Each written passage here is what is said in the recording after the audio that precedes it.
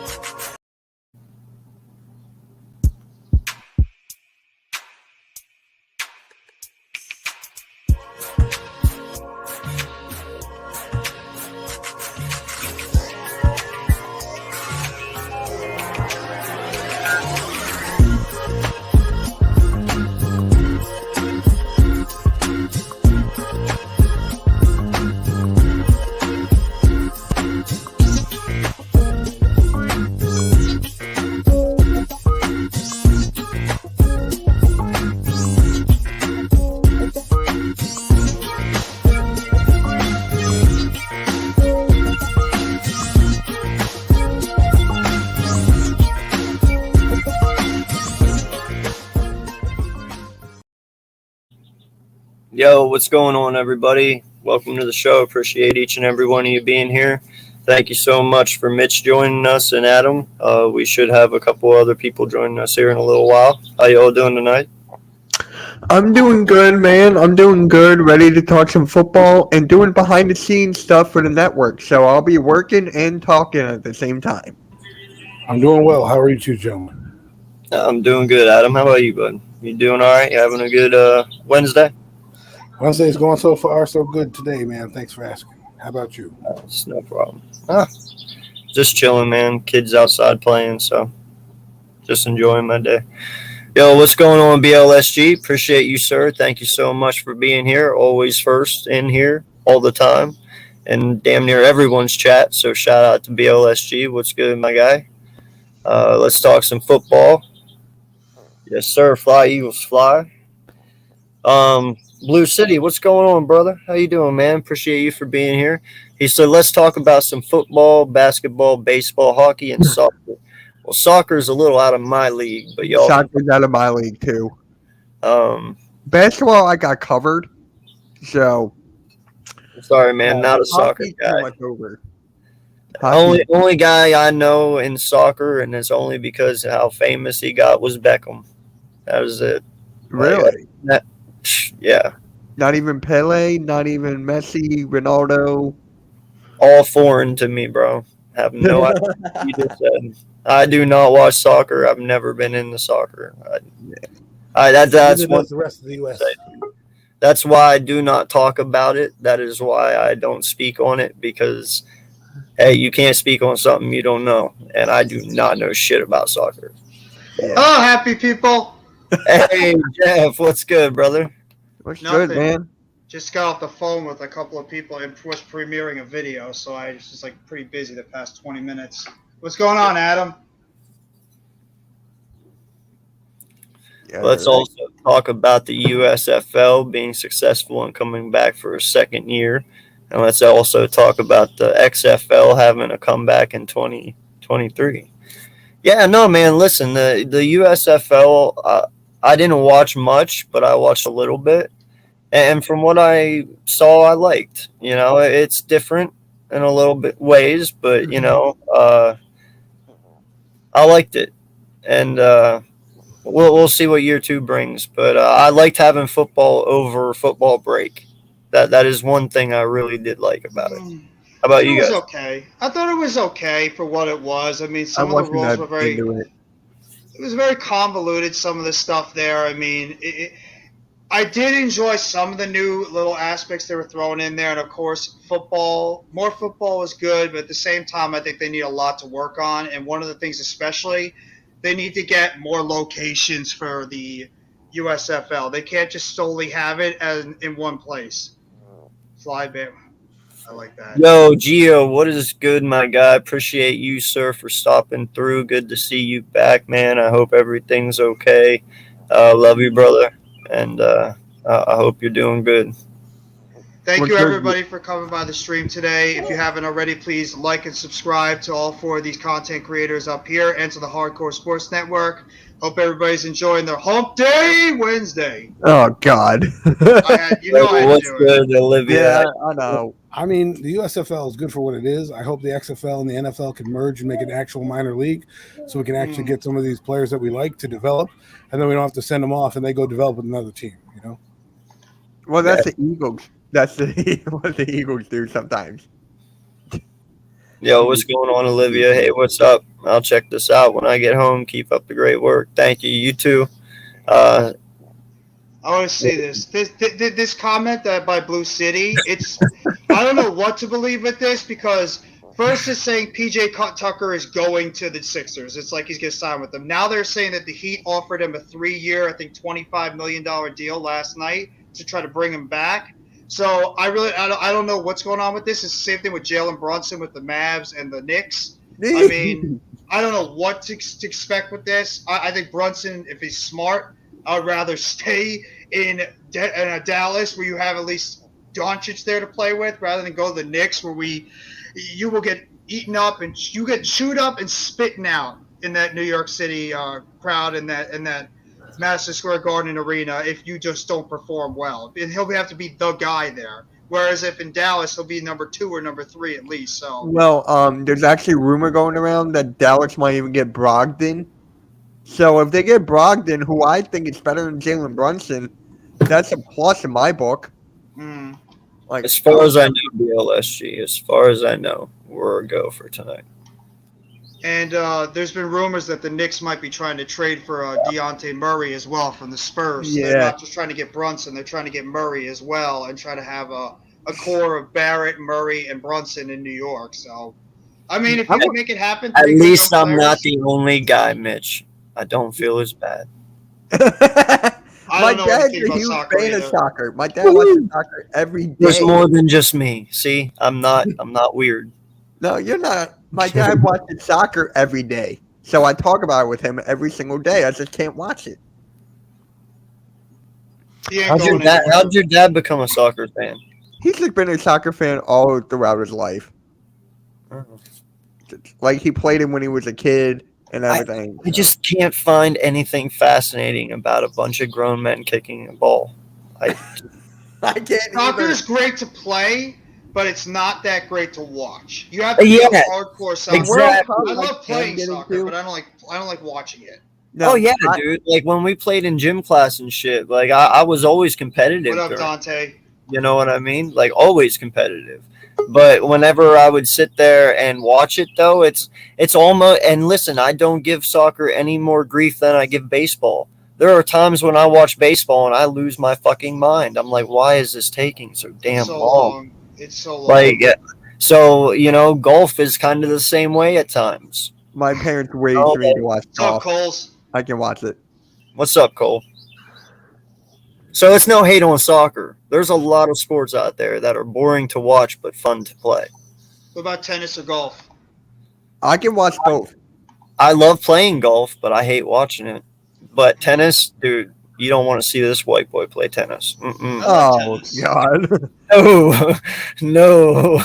You don't want to see this. I mean, one of our best athletes I'm telling you right now. In the world, Serena Williams, not anymore, but dominated for so long, you know? And her sister, Serena was amazing. So was Venus. I mean, right now she's a little on the back end of her career, but I think, you know, we need to appreciate greatness, you know, where it is, and she's transcended that sport. So whether we laugh at tennis, you know, she's done a hell of a job making a living. And I'll give you another one, Adam. What about Roger Federer? What he did for men's tennis as well. He was fantastic for years as well. He dominated that sport. All I'm saying is I suck at it. That's why. Oh, no. You got to work on your backhand? Oh, no. I have no backhand. I got no forehand. Now, I'll tell you what. I'm a beast at dodgeball. At what? At dodgeball. You know what we should do one day? We should all get together and just have one big dodgeball game. No. Why? No. That'd be fun. Getting hit with a way too ball, old. Oh. Well, our backs will be given out before we Fine, you can watch me and Tyler throw dodgeballs at each other. That's fine. I think AK and I will last run around due to our lungs. Yeah. I'll be done. I'll be sleeping. I can't do it. Not now. I'm too old for. Yeah, no, I know it is, man. I know it's the original football, but Yes. I can't watch it. No hate against it, though. They are amazing athletes in their own right. I give them all the credit in the world. Like, some of the things they can do is ridiculous. My brother played soccer for years, and I mean, I somehow wonder how he's able to do it for this long. I mean, he was pretty good at soccer too. He could have played it in college, but he decided to just concentrate on his studies. But just watching like him or anybody else involved, it takes a lot of endurance, and it's not as like soft as a sport as you see, because you get kicked in the ankles all the time. It takes a lot of running back and forth, especially if you're. All that to my brother. He both of them played soccer. They were good at it.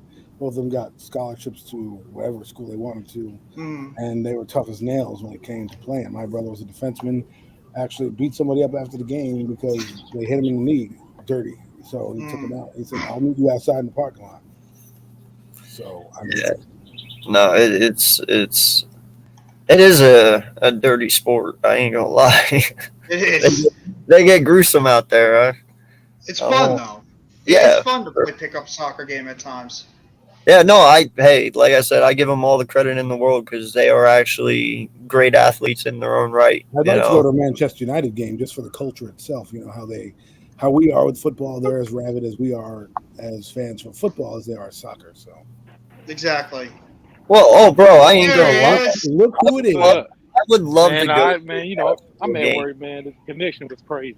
Hopefully you like that thumbnail, bro. You need to call Jerry Jones and tell him to do some work on his team. They stink. Here we go. Can't take it anymore. My team just keeps failing me every year. We win 10 to 11, 12 games Mike a McCarthy year. and his big old butt is keeping that talking about the Giants? Did we have to? No. Coles, what happened in 2007? Can you remind me? What happened in 2007? Man, I don't know. The last time we met each other in the playoffs, what happened? I don't know, man. It happened so long ago. Usually those type of losses. I kind of remember R.W. McQuarters making that interception at the end of the game to seal that Giants victory. Remember that? About the you remember the interception in the end zone? I also remember Amani Toomer, 35 years old, running down the sidelines for a 52-yard touchdown, like one of the first plays of the game. Yeah, I also remember Patrick Creighton that dropped the dig on. He did. Ifs and buts or candies and nuts every day would be Christmas. Don't give me. Well, it's always like that with the Cowboys. You guys remember the Miracle in the Meadowlands? I do. Oh, No, you remember the second miracle. You're old. No, I remember the first one. Brian Mitchell. Brian Mitchell, I'm a huge fan of. Herman Edwards. Herman Edwards is probably the first one. And the second one was Deshaun Jackson. What about Brian Mitchell? That one he had. That's not called for anything? Nobody cares about. No one remembers that one. How do you not? Wow. Is golf really a sport? Yeah, I remember. It's Tiger Woods. It's Tiger Woods. Yeah, I'm pretty sure it is at this point, man. Everything's a sport. Even NASCAR is a sport at this point. Mm-hmm. Oh yeah. Even, rugby. Rugby's another one, or What's up, Greg? You're gonna laugh. I was going through YouTube one day, and I've seen this guy do a live reaction to the NASCAR. I think it was the 500. Mm-hmm. And I was just like, he had like close to 1K people in there. I can't watch a bunch of cars running around in circles like 100 times. NASCAR. The only thing I can watch is no. Hey, it's fun live. I ain't gonna lie, dude. I go a lot of. It's fun live. It's actually not bad. Horse racing. It's Talladega Nights for me. What do I do with my hands? Yeah, I went to the Richmond night race. I've been to Darlington. I've been to Dover many times. Have you been in a horse racing live? No. Horse racing's pretty fun live if you see it. Oh yeah. The only reason I do that if I got a horse in the line, money on the line. That's the only time I'm watching. Now you know what would be pretty sweet, man? Dog racing. Yeah. That'd be pretty dope. Dog racing? Them dogs are fast as shit, dude. Yeah. Oh my god. You'd have to get Yeah. greyhounds in order to do that. I think they're the type of dog that would be able to racing dogs. Bowling?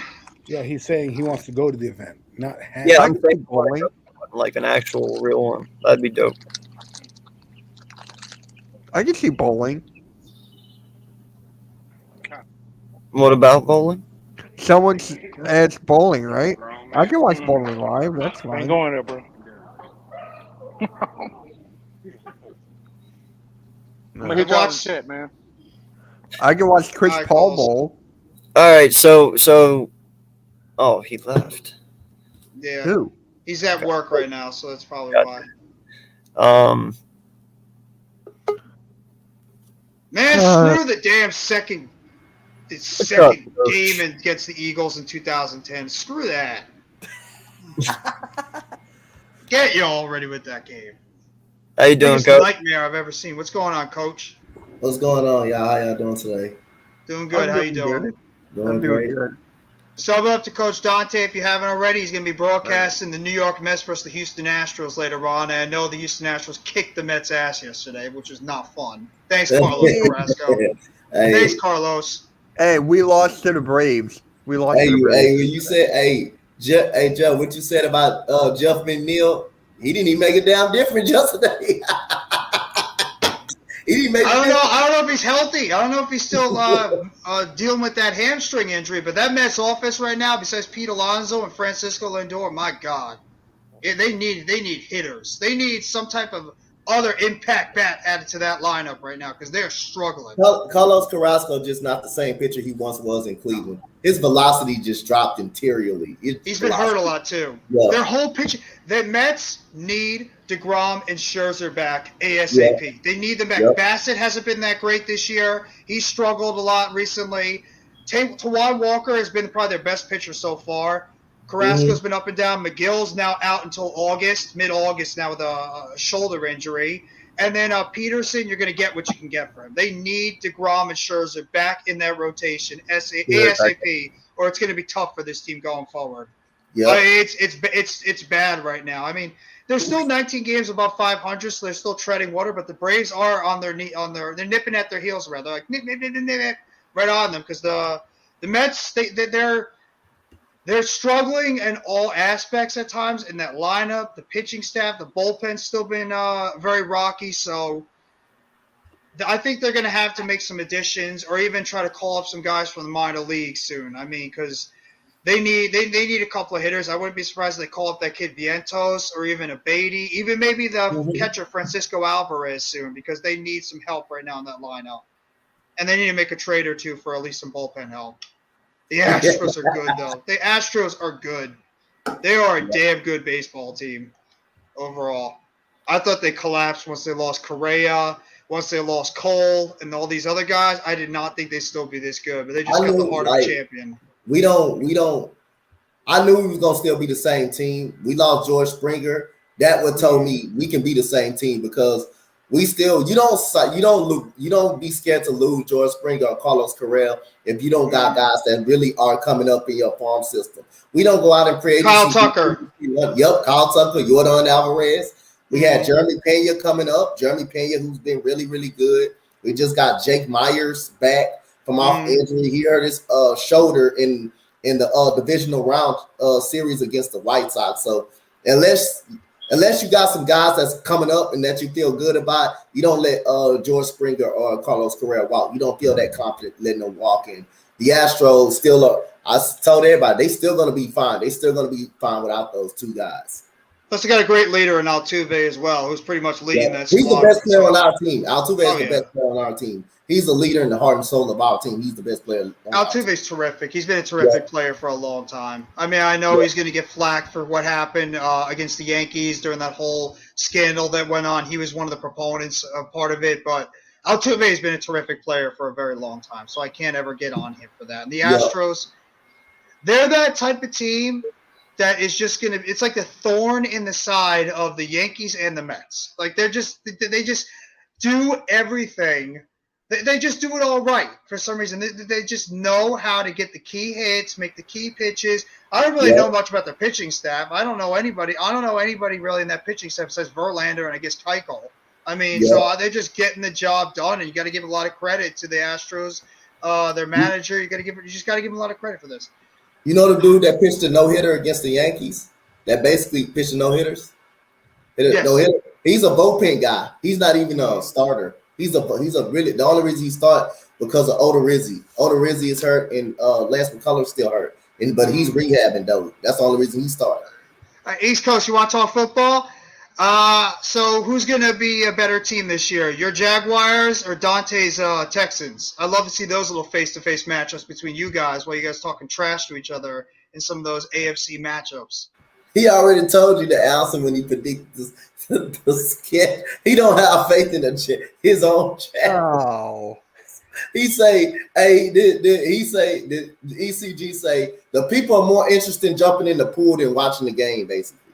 That's what he the people are more interested. I would this is the Jaguars fan watching base. that yawn fest of the Jaguars. The Jaguars are. You know what's more interesting?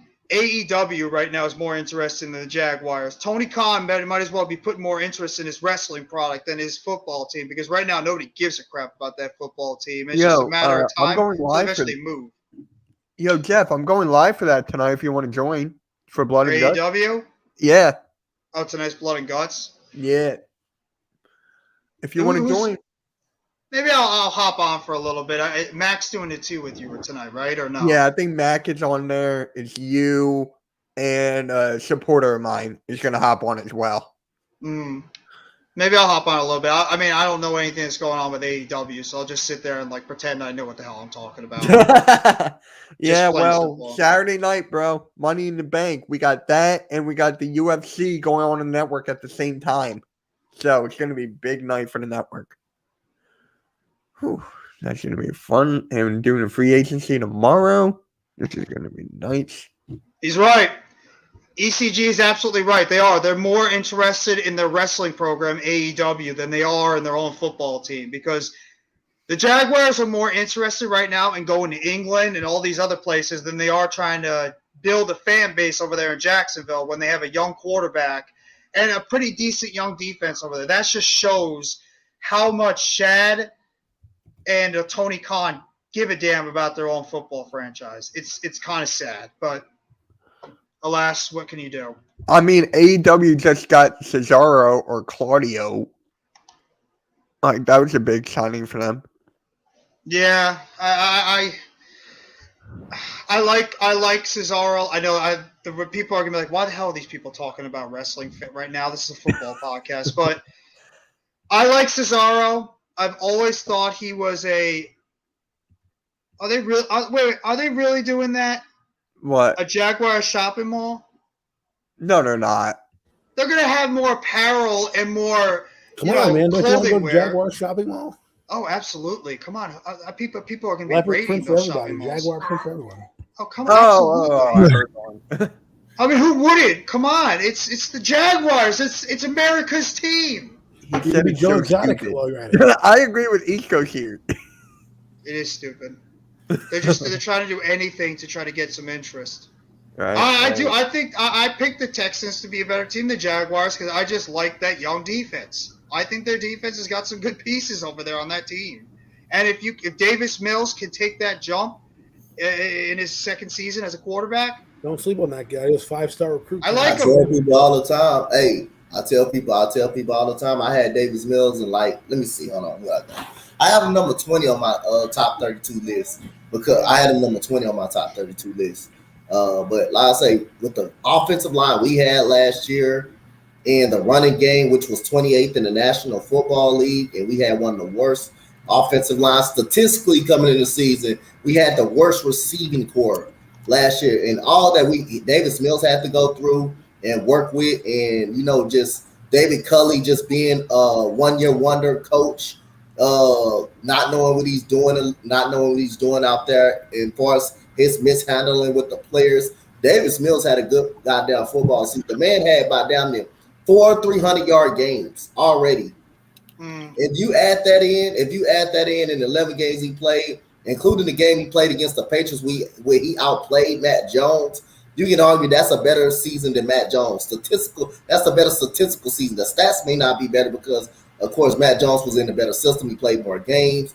He was more of a game. He was more of a game manager. But Davis Mills can throw that down ball down the field if he got time. He can hurt you with his arm if he has the time. And don't forget, they got that stud on the outside, Brandon Cooks, so I would take over any of those other Jaguars wide receivers right now. I mean, Brandon Cooks, you want to talk about a quarterback's best friend? Just keep throwing the ball right over there to Brandon Cooks because he's just going to keep doing what he's doing. That's getting 1,000-yard seasons every single year. Christian Kirk? Taking a deep. Oh, how can I not love Christian Kirk? I mean, come on, holy overpay. What is it, $18 million for a guy that's never even hit 1,000 yards receiving? Come on, he's the next Odell. Come on. Yeah, Dante, do you remember when I went live? I was at work, and I said that the Eagles should go after Brandon Cooks, and then a couple hours later, he went to the Texans. I'm like, are you kidding me? I was kind of happy we kind of resigned him back, but because I was on the verge of just let him go play somewhere else where he can compete, where he can contend. Right. We're a young team. We just rebuilding right now. But again, it shows a lot that he still wants to be a part of this team. And him with us adding John Mechie in the draft and Nico Collins being on a little come up for what he came off last year. He came up strong last year, and we got a very solid tight end and Brevin Jordan, who's really, really good for us at the end of the season. They got him and Davis Mills got a little chemistry right there. So I think it's gonna help Davis Mills in the long run having Brandon Cooks, Brandon Cooks coming back. And I think we're going to have a better run game than we had last year. Dameon Pierce is a dog. That dude's going to be good this year. He's going to be very good. No, I mean, dude, listen, be good too. I've been behind Dante since last year. I mean, I've really liked what the Texans are building over there. I love Lovie Smith as their head coach. I think they made the right decision going that route. These players will play for this man, and he knows what he's doing. And each and every year, these guys are going to get better. And getting Dameon Pierce, that's a very good piece to give Mills, to help him succeed. They might not have the flashiest names in the league. They might not have the best talent in the league. But the one thing I will tell you is these guys will play, and they'll play because of Lovie. And Jalen Petrie. That guy's going to be a thumper. Watch. He's going to be a thumper. Sure. He was thumping people in OTAs. That guy's going to be a thumper, dude. That guy's going to be something special to watch. That guy's going to be something special to watch in a couple more years. Yes. No, you guys have the right pieces, man. You're doing it the right way. So. Well, East Coast, I don't disagree that he's overpaid when it comes to the history, but he's overpaid because he's done nothing in the league. There's a difference between paying a guy and then overpaying a guy who's done nothing. Sorry. I know that's the market value, but he shouldn't have got that much money, my opinion only. Now, if he goes out and produces and has 1,000 yards in his contract, then I will be wrong, and that's fine. But I just wouldn't. Me, if I was the GM, I'm not sitting there giving Christian Kirk, who's done nothing, that much money. No, he's agreeing with you. He's saying, but that's what comes with his history of being a Jaguar fan. They overpay for players. Right, I'm saying like that's just the norm now because you gotta lure them out, right? These guys want to get paid. They know that they have a solid season. And now the thing about receivers, though, which is interesting, is they're becoming a dime a dozen. You can get a good one in the first, second round of the draft. And then you don't have to pay the guy, so that's why they let guys like that walk. Because Gotcha. Placement in the draft. So he's overpaid because he has to play in Jacksonville. I take that overpaying Jacksonville. No state tax, man. Come on. Yeah, but I agree with what Adam said. I mean, you can find receivers anywhere in the draft now, second, third, fourth, fifth round, and they could easily come in and contribute immediately and be at least first, second, third receiver, wherever you want to put them. I mean, so that's why you might see a lot of receivers might not get paid as much as they used to before because you could just be able to go in the draft and find an easy replacement right there that could just they can get the job done and put up the numbers that any receiver you pay about 10, 20, 30 million, or however much it is, because the prices are going to keep going up as the salary cap keeps going up. I mean, would anybody be surprised if a receiver soon gets paid like $25, $30 million soon? With how much the salary cap is supposed to go up in the coming years? I could definitely see it. No, I mean, in all honesty, I believe you're about to start seeing the wide receivers be your second highest paid position, and then you're about to start seeing the cornerbacks be right there with him, because this is going to start being a passing league. It already is, and these wide receivers are demanding their money. Well, guess what? You have people like Ramsey and Jair Alexander and all these guys, and Diggs that are guarding these guys, and if they're not allowing yards, they're like, well, we're obviously better than those wide receivers, so you got to pay us more money because we are better. So I believe it's going to start going through the QBs, wide receivers, and corners, because it is such a passing league these days. Yeah, that's why you saw a lot of guys. What's going to happen is eventually the price is going to become for premium players, because right now you're paying everybody that has one good year or one solid season, right? Eventually it's going to weed itself out where you're going to have to pay players that are actually producing on a consistent level, because the way the NFL is working nowadays, these contracts with these draft picks allow them to be more flexible, to allow them to make more trades. So, you're going to see a receiver come in like Amari Cooper who gets paid because you don't have to pay your receiver for a long time, or you can get a second guy in the draft that does just as much as the other thing. I think that's what you're going to start to see, is the trend of people who are booty like Christian Kirk getting paid going to die soon, because guys who are actually good are going to be like, yo, I'm better than Christian Kirk. I want to get paid. I need to get paid. Why are you paying that guy? So I think it'll come down a little bit as we go. You're just waiting to see big contracts be handed out to guys like Deebo Samuel and DK Metcalf, because they're really the last two guys that haven't gotten their extensions yet. So you're expecting them to. Yeah, but I mean, you got to always imagine, though, man, it's always going to go up. Because, yes, you had D-Hop and you had Adams get paid. Eventually, Debo's getting paid, and CD's going to get paid. And then fucking Jamar Chase, and then Devontae Smith, and then Waddle, and then Higgins, Jefferson, and each and every year, every wide receiver is going to want more. Jamar Chase is going to want more than all of them because he's proven it so far. You're going to have, the same with the QBs. Very soon here, oh shit, brain fart crap. Joe Burrow is gonna have a contract coming up soon. You ain't gonna tell me Joe Burrow ain't breaking no damn thing. Well, that's what I'm saying. So each and every year, these price tags are going to go up, and as the price tags go up, so are the corners that are going to be guarding these guys. That's what I'm saying. So because these wide receivers are no joke. I mean, you saw what impact Jamar Chase had on a Bengals team just in 1 year. That's what's up going on, Raf? East Coast gridiron, you're missing the point. Jacksonville doesn't have the history of success. Actually, they do. They were a pretty good team coming out in the mid-'90s. Okay, they had some success with Jack Del Rio as well. Maybe not the Super Bowl success, but they've had success. It's not about even being considered. It's about having the most money. It doesn't matter about being considered playing Jacksonville. If a team like the Browns paid Deshaun Watson $230 million after he balked at their $200 million offer, somebody said, oh, well, we'll give you $30 million more to play. He's like, okay, sign me up. Okay, so I'm saying it's about money. I don't care you got me play on the moon. If you're going to give me $300 million, I'm going to the moon. I don't care where you're playing. You know what I'm saying? And as for that state tax thing, yes, maybe for you and me, it doesn't make a difference. But for an athlete and you're getting paid millions of dollars, that state tax is a pretty good idea. 20 I think the next. Okay, but you said history is not yesterday. History is history, bro. Come on. I think the next wide receiver that's about to get a big contract is probably going to be Justin Jefferson because of what he's done so far in Minnesota. I could easily see that guy getting a monster contract from the Vikings or at least another team because he's been unbelievable. He set huge numbers since coming into the NFL. So I think if any wide receiver is going to get paid big next, it's probably going to be Justin Jefferson, either with Minnesota or with another team going forward. Key, what is good? You're going to have a party without me. Key, what is good? Key, when the hell you getting here? I break down doors wherever I go, okay? I break down doors wherever I go.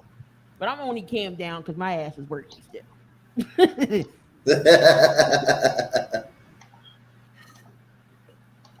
Yes, I appreciate you coming on. Yo, so real quick, I want to change this up real fast because, I feel like that's going nowhere. What are you guys looking at on the Watson situation right now? You guys think it's going to get to the point where it's 8 games or I think whole suspended for a year. I think it's going to be suspended for a year. Just everything you hear is that the minimum that sounds like the NFL is pushing to get him suspended for no less than a year. They'll come to an agreement about 8. He'll miss half the year.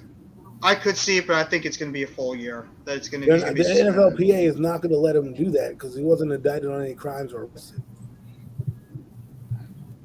He did come to a settlement, though. That's the thing. That's a settlement, but that's not an arrest or anything. That's just a court settlement. Facts, ECG.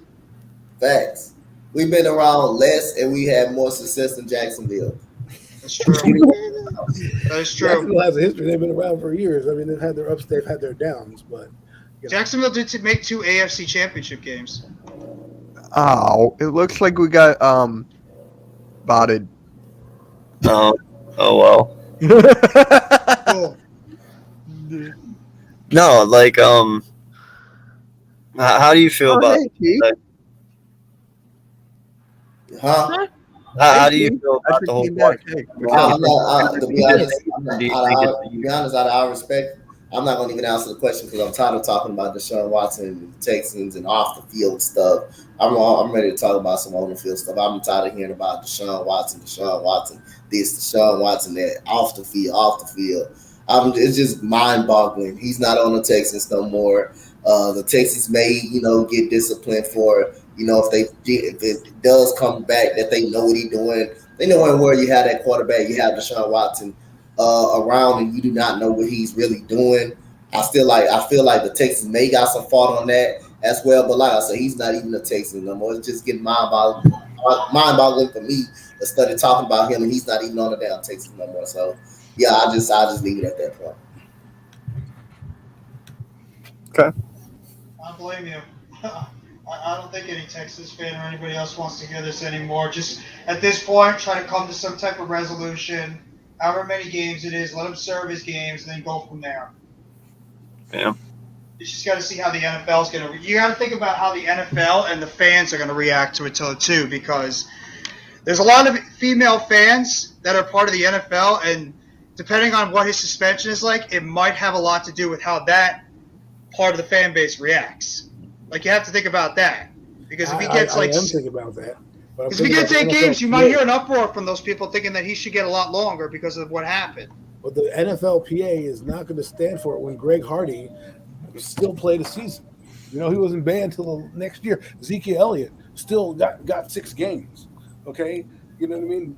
And you could say Greg Hardy was worse than that. You know what I mean? And Ezekiel Elliott, we only got because of social media. So I can't just say he's going to be suspended for the year. I just can't do that. I think the NFLPA is going to step in and be like, yo, Roger, you can't take away this man's check and his livelihood for this. I think the Browns are dumb for giving him $230 million. Yo, what's good, Everything King? Good trades for the Detroit Pistons. The Lions are looking good, man. This guy's a really big content creator for the. Yo, we got to do something for the Lions and Eagles, man. Seriously. Definitely. What's up, buddy? Yeah, the Lions are. Well, I got a feeling about that. Jeff, Adam, since you guys are up here, I got to ask you, man, how do you guys feel about your team? In all honesty, I saw you guys in the chat. Obviously, you're pumped, but my real assessment so far is I think 7 games is max, because there's a lot of things that I see that I'm looking past the bravado and the excitement. Brian Daboll recently just had a number 1 offense. Recently, go back and look at the history. They were middle of the road offenses until recently with Josh Allen, Stephon Diggs, and Cole Beasley. So now you're going to come in here and tell me with less talent you're going to be that offense. I think the thing is we're putting the cart before the horse here. He's never been a head coach. The players here are not as good as the Buffalo Bills, and the Bills built up for 4 years. So my thing is, what do I think the Giants will do? I think they'll luck into seven wins. I don't see too many more than that, because every Giant fan I'm talking to right now is excited that they're going to beat Tennessee on 9/11. I said, you think Tennessee is not looking at the game, looking at you saying, hey, we need to be in this AFC race. So before we go putting Brian Dable in the Hall of Fame, let's see how they come out and play 9/11. Just go out there and show progression, compete hard, see if you could develop some good young players, some core players going forward. If I'm not going into this, I think this team could be a little bit better than what they've shown the past few years, because, I mean, how can you get any worse than what it was? I think the team is going to take time to gel on the offensive line, on the defensive line. The offense in general is going to take time to gel. I mean, who knows? You have to think about health. I mean, every single player on the offense is a big-time health question. So, I mean, that's the number one thing you have to think about as a Giant fan, is who's actually going to be on the field and for how many games. And in terms of the defense, they do have some potential, keyword, potential on the defensive line. I think they have some potential in that pass rush, but it's going to take time for some of these younger players to get used to the NFL game, to learn Wink Martindale's defense. On the offensive side, learn Kafka and Dable's offense.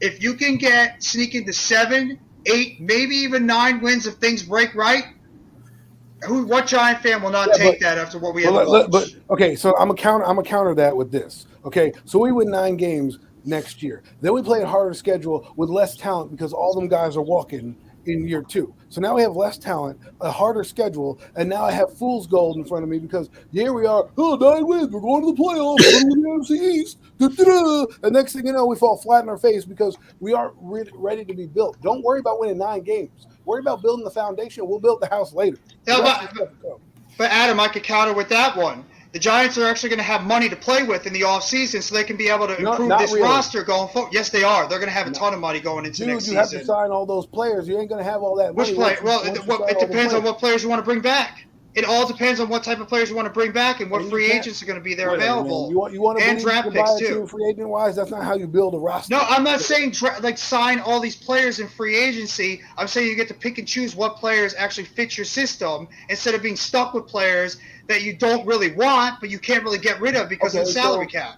So let me say this, right? You're a harder schedule. You got rid of Galladay. You get rid of Williams. You get rid of all the big money players, right? And you have all this money to spend, but guess what? It's going to eat up your cap because you're going to sign this guy to a mega deal, that guy to a mega deal. The Giants aren't going to go bargain basement shopping next year, but you also got to think the Bills. Look how they did it. If you're going to look at the team where they came from, what did they do? The Bills built it up systematically through drafts. Gabriel Davis, draft pick. They brought in Cole Beasley as a cheap free agent. They re-signed him. They made a trade for Stephon Diggs. You know what I mean? They brought in a lot of guys when they had time, but they built it up. We need to build a foundation before we brought in guys for $200 million. That did nothing. And we don't even know if our quarterback's going to be good next year to even bring in players. Well, that's the biggest question right there, and that's where you can have a lot of that money available is what's going to happen with the quarterback and the running back, which most fans and most of us believe they're not even going to be here. So, that's what I was saying from the beginning. Let some of these young kids develop, see what they can do this year, and hope they're only going to get better going into 2023, and then you're going to have another draft class coming in with a decent amount of draft picks. Maybe you could trade some of these guys during the season that are going to be part of your future, acquire more draft picks. That way you have more draft capital to play with in 2023. And then obviously in 2023 draft, you can even get more picks, trade back, all that stuff. More young talent in there, and you see this roster continually to improve. So, I mean, of course, you don't want to just have a 2016 all over again, but I think the situation is a little bit better than what they've had in previous years, where they're actually going to have some money to play with, and they're going to be able to pick and choose the type of players they want to bring onto this roster going into 2023. So who really knows? A lot's going to depend on what these young players do from previous drafts and as well as the draft coming into this season. If they could show something, and maybe some of these guys are a lot more talented than we think, and they could show something that like a Thibodeau, Neal, or even some of these other guys like a Darian Beavers, a Belton, a Bellinger, Robinson, Davidson, whoever it is. That's going to be the big determination on where this team goes forward, is if those draft picks who have failed us so many times in the years previous, if they can actually show out there and they can prove that they can be foundational pieces going forward, and maybe it actually give us some hope going into seasons in the future. So, That's where I get it, but you just told me if we win 9 games, right? 9 games then puts us at the middle of the road. The next year we're playing the AFC East and a bunch of other first place or second place teams, and then I'm going to have to hear about how good we are, who we're going to beat. Right now, last year the Giants were a 4-13 team, and not even a good 4-13 team like the Texans. Or even Jaguars, where they were on the uptrend. They were a terrible 4-13 football team. As a matter of fact, probably the worst team in football last year. So for me to sit there and say, well, they're going to win 9 games, it's utter ludicrous for me. Because I don't really think they have much going for them right now. They're just evaluating players. Next year, when you bring in your second draft class of hopefully 10 players, then you can fill in the roster with that money you have left over. But right now, it's like everyone's like, yeah, we got Leonard Williams, we're going to do this. I don't want fool's gold. I want to keep building. I want 7 wins this year, then 10 wins next year, and possibly playoff berth, and then you go up from there. Look at how teams have done it. They've taken incremental steps, and they've won, right? Buffalo Bills right now, they should be a Super Bowl. They're considered Super Bowl contenders right now, and they took them 4 years to get there. 4 years. And we're trying to, in year 1, say, well, you know what? Let's be good and win 9 games. And then the next year, when everybody leaves, because we have money and we're going to have bring those players in, they're going to do the same thing. You want guys in your system so that when guys get injured, you don't need to worry about, signing them. You can just bring up another guy. Look at the Cowboys. The reason they got rid of Amari Cooper, they had CeeDee Lamb they brought in. So they drafted CeeDee Lamb on a nice contract and get rid of Amari Cooper, and now he's in their system and locked up. So for me, I know we've been dominating this conversation. AK is probably falling asleep right now, but at the end of the day, 7 wins for me. Just show progress, build something, and let's not anoint these guys before they even step on the field. And that's all I've been saying is I'm not saying we're definitely winning 9 games. You've never heard that come out of my mouth.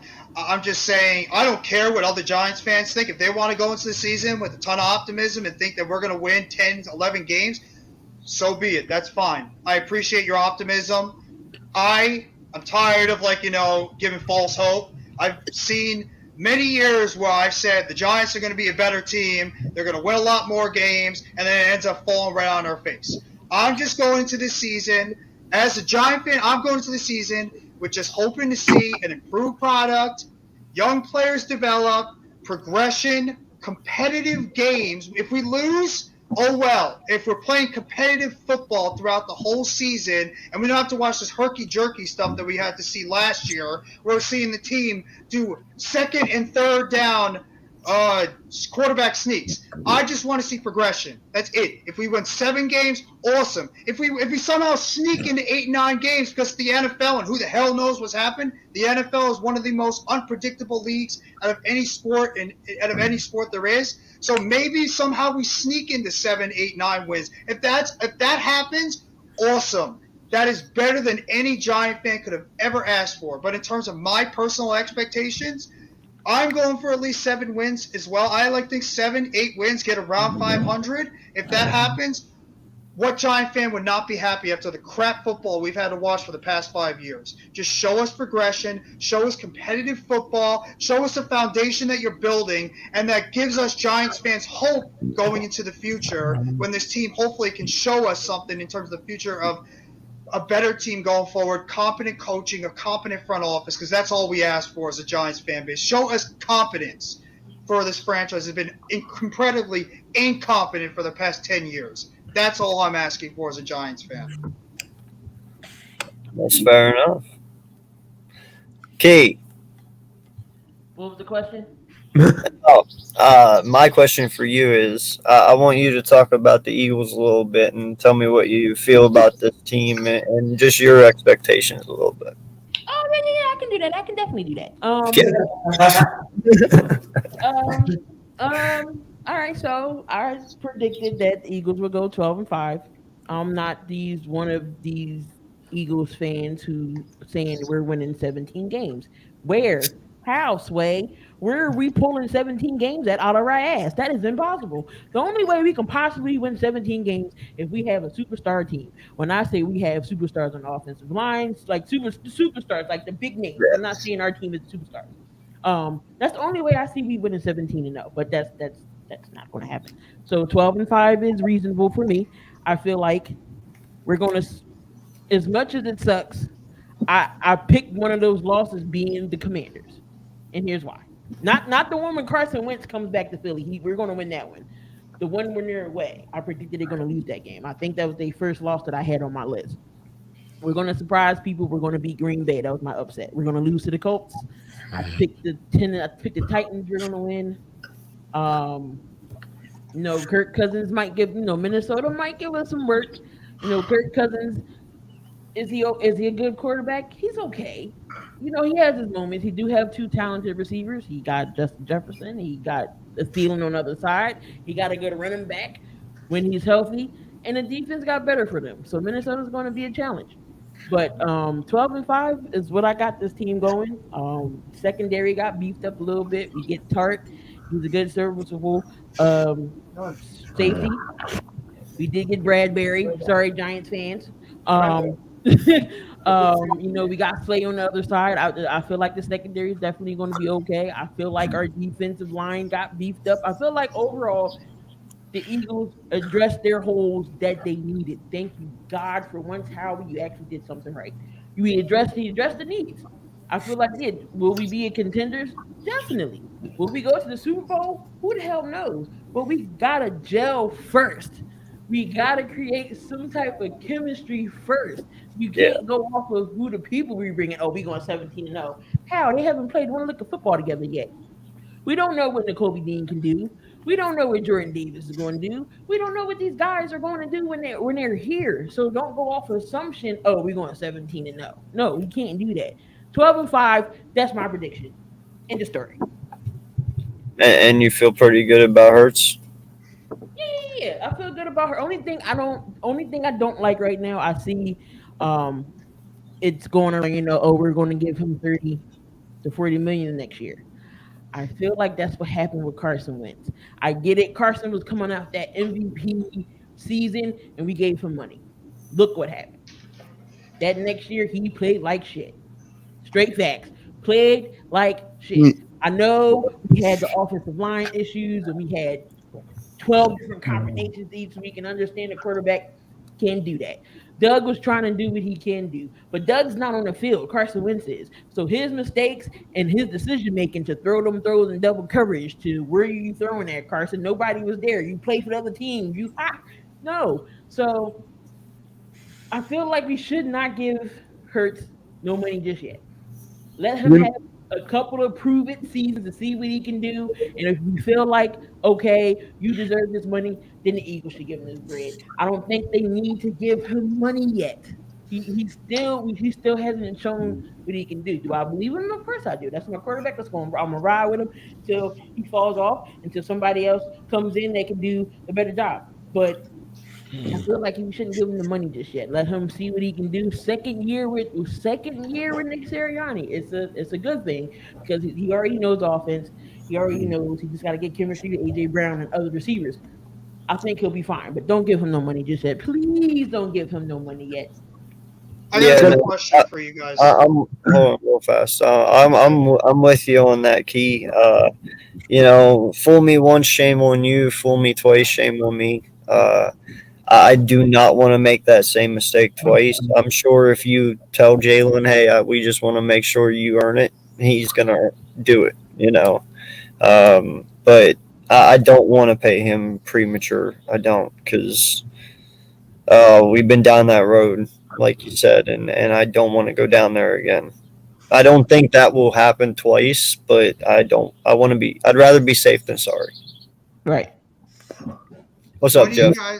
What do you, and this is specifically for AK, Key, and for Mitch, what type of numbers do you think, or would like to see Jalen Hurts put up this year to make you feel comfortable if, in fact, they decide to approach him with some type of contract extension? Because if he has a good season, that's going to be going all around Phillies that they're going to be asking for a contract extension. What kind of numbers would you like to see Jalen Hurts put up in 2022 to warrant a potential contract extension? Now, for me, before I even say anything, I don't believe anything that Elliot Shore-Parks puts out. I don't believe anything that guy says. When it comes to news that big, it's only Schefter and Rappaport. I don't trust ESP. I'm just throwing that out there. And people are saying that it's going to happen. I don't care. I'm like, it's not going to happen with Elliot George pointing it out. This guy is probably the most hated, Get one out of of the my most ear. hated NFL analysts, if you want to call him that, on the platform. So he's pretty much your Pat Leonard of the Eagles. yeah, Okay. pretty much. Sorry about Well, to answer your question, though, 4,000 yards, 22 plus passing touchdowns, but 30 combined rushing and passing. Okay. I mean, that's not bad compared to last season. You know, he had 3,144 yards, 16 throwing, 9 picks. He had 10 rushing. I mean, that's not bad. I do want to see maybe his passing yards maybe be 4,000 plus. But if he get, he got better with accuracy over the offseason, working with those guys, working with Tom Brady, the defenses. I think Jalen will surprise and shock more people. People say he can't throw the deep ball. He clearly can. I don't know where they say he can't throw a deep ball because we've seen him do it. He can. So I mean, 4,000 yards, it's not bad. I do want to see single digit interceptions though. That's going to be tough because that's very difficult to do back-to-back seasons. That is very difficult. It's not difficult. What? You got quarterbacks who do it on each and every year. What's difficult? Wait, I what's think difficult? Quarterbacks passing for single digit interceptions in a season. Back to back. I think it's going to be difficult. I really do. Because think about it. How many times did a cornerback or safety drop an interception thrown by Jalen Hurts or any other quarterback? They dropped it. That don't mean nothing. That could be lucky, though. That could be lucky. I'm just saying here, in my opinion, it's going to be difficult to do that again. I'm just saying I need to see it on the field. I'm not saying he's going to throw less. I'm not going to say he's going to throw more. I need to see it on the field. You just got to make smart decisions. That's all. Yeah. I just got to wait. And what Byrne put in the chat right there, Bird Gang says that Jalen Hurts is better than Lamar Jackson. No, he's not. Yeah. Jalen Hurts is in, if whoever did QB rankings, Jalen Hurts is a top 20 quarterback. He is top 20. Yep, I had him at 15, and I think that was a little too high. You also had Daniel Jones as 29. No, I did not have him that low. Yes, you did. Was. Wait, was it 29? I thought it was higher. Yes, you Hold did. on, I got my you had list right Daniel here. Jones towards the bottom. Hold on. Oh yeah, I did. What I can say about Daniel Jones is he's not a bad QB. The circumstances was shit for him last year. He had all of his pieces going. What's up, nerd? Who the hell is he throwing to? I'll tell you who he's throwing to. He's throwing to Colin Johnson. He's throwing to Farrell Cooper. He's throwing to the everybody's favorite preseason wonder, David Sills, Alex Bachman. That's who he's throwing the ball to. Evan, I have Butterfinger as his hands. Ingram. Don't forget about Slayton too. He missed that wide open touchdown. Like how can I ever forget about that? So and then he trips over an invisible banana. So I mean, Daniel Jones, he did do that. Bad. He's not bad. So I mean, hey, on this part right here, he's not great either. Trying to make a rule, and they're trying to make it exist at least to where, like, say Jalen Hurts drops back, he throws it to AJ catches it, and then he gets hit and they intercept it. That interception goes on the wide receiver. To where it doesn't go on the quarterback. They're trying to make that, and these stats should be recorded because it's like Mitch was saying, and you guys were also saying how many. You got to keep track of how many were dropped. That. So yeah, like it's a lot, man. Well, I mean, it depends on what offense you're running. I mean, Deshaun Watson, the guy we were just talking about, had single-digit interceptions and threw 4,800 yards and 33 TDs. Yeah. So it can be done. Whether or not it can be back-to-back. I mean, Eli Manning is the case in point. A lot of his interceptions in 1 year, 4 of them came off tip balls. Right? But that's exactly. Yes. 20 interceptions because even though he threw 16, he threw 20, but 4 of them came off of were actual like, hey, I threw it to my guy, it got tipped in the air. Right? Exactly. It wasn't like yes. the player made a play on it and they got intercepted or he threw the wrong read or something like that. That's more on Eli, right? Yeah, because in all honesty, Adam, if you think back, how many interceptions are put on quarterbacks that probably shouldn't be put on them? A ton of them. A lot. Right. A lot. So that's a stat that needs to be recorded instead of in the middle of the game going, oh, Dak or Hurts or DJ or Dak, they have 2 interceptions. No, it's actually we'll just use Amari Cooper in this instance. Amari Cooper has 1 interception. Right. Because you put it on him. The problem is the stats, right? When you see the stat line, you see 250 yards, 3 touchdowns, and 2 interceptions. Like, oh, he had a bad day. But if you go back and rewatch the game, if you're just an outside observer, if you go back and rewatch the game, the 2 interceptions happened. One was a Hail Mary, in the back of the end zone, and the other one was a tip ball that was tipped up by your own man, right? Your own receiver. So it wasn't like he had a piss poor day and he had was losing reads and throwing to the wrong guy. It was they happened to lose. Those interceptions became costly because the team got him at opportune times. But you shouldn't put him on the court, make it say, well, he threw 20 interceptions, he's a bad guy. Like, I used to defend Daniel Jones. I said 6 of his fumbles came from him side in the pocket. 6 of them came from just defensive players being great. And then the other 6 came from the O-line, right? Mm-hmm. If you wanted to break them down, those 18. If you broke them down individually, but all you see is the 18 fumbles. So what looks better, the sequence of breaking it down? Oh, that makes more sense. Or just the 18 fumbles. So I think if they do what you say they're doing, it's going to be allowed for more storyline and be like, oh, well, Kirk Cousins didn't have a bad game. Adam Thielen dropped it with a would-be touchdown, bobbled it, and it was an interception. You know what I mean? Well, and in all honesty, it should be that way. At certain times we put too much pressure on the quarterbacks, and it does make them look worse than what they really are. Like there is times where you'll have, like you said, a quarterback, he has 3 interceptions, and those 3 interceptions are because they were tipped off of the wide receiver's hands and they just were at the right place at the right time. And then you'll have a guy out there who literally just throws it right at the defense.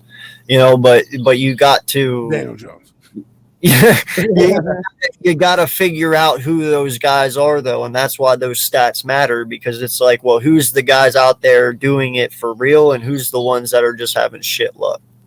Well, I measure a quarterback on what you can do for me in the 2 minutes when my team is down, giving me the ball, the clutch gene, so to speak. Like Matthew Stafford displayed this year in the playoffs. The reason why the Rams got him is because Jared Goff couldn't have done the throws that he made in the Tampa Bay game. And in the Super Bowl, when they needed somebody, he looked right at Cooper Kupp and was like, I'm going to give you the rock, man. And he kept that team afloat. Now, you look at another team in that same conference, that same division, the 49ers, they couldn't rely on their quarterback to do anything in the playoffs. They relied on their defense and special teams. And now they're in a conundrum because they have a quarterback that's never played in Trey Lance and a guy that they hope to come back from a shoulder injury, but they don't know what to do with him. So to me, it's like I'm looking at the quarterback position. I'm looking at guys like Burrow, Herbert, and Mahomes, and someone said, oh, well, those guys don't always win. Yeah, but I know that they're good. I know that when shit hits the fan and we're in a close game, they're not going to fuck it up. You know what I mean? They're not going to be like, oh, let me go get it done. Yeah, Eli Manning may not have been the best-looking quarterback, but when you gave him a chance to win the game, I was not nervous about it. I was like, all right, man, we got a chance to win with this guy. When Daniel Jones gets the ball, I'm praying that his helmet doesn't fall off or something. You know what I mean? Like, I'm always just nervous. So that's why I look at things differently, because I don't care how many interceptions you throw. Technically, I don't even care how many fumbles you throw, because the defensive players these days are taught to strip the football because you can't hit the quarterbacks the same way you used to hit them. So what else are you going to do? You're going to strip the football. So this era of fumbles that we're in means nothing to me unless there are giveaways like the other team gets. So you can have 18 fumbles in one giveaway. I don't care that you fumbled 18 times, because that's what the defense is doing. It's when those fumbles come and how they come. Daniel Jones got hit by a guy running for a first down and he fumbled. He had 2 hands on the ball. That's an unacceptable fumble. Dropping back, trying to throw, a guy hitting your hand because he beat your tackle and gets a hand on the ball, I can excuse that. Yeah, 100%. Yeah, pretty well said, Adam. Shoot, I had something and now I lost it. It's actually go find it. Go find it. It's the old Gene. Well, Damn. I'm not going to say what you need to stay off, AK. But we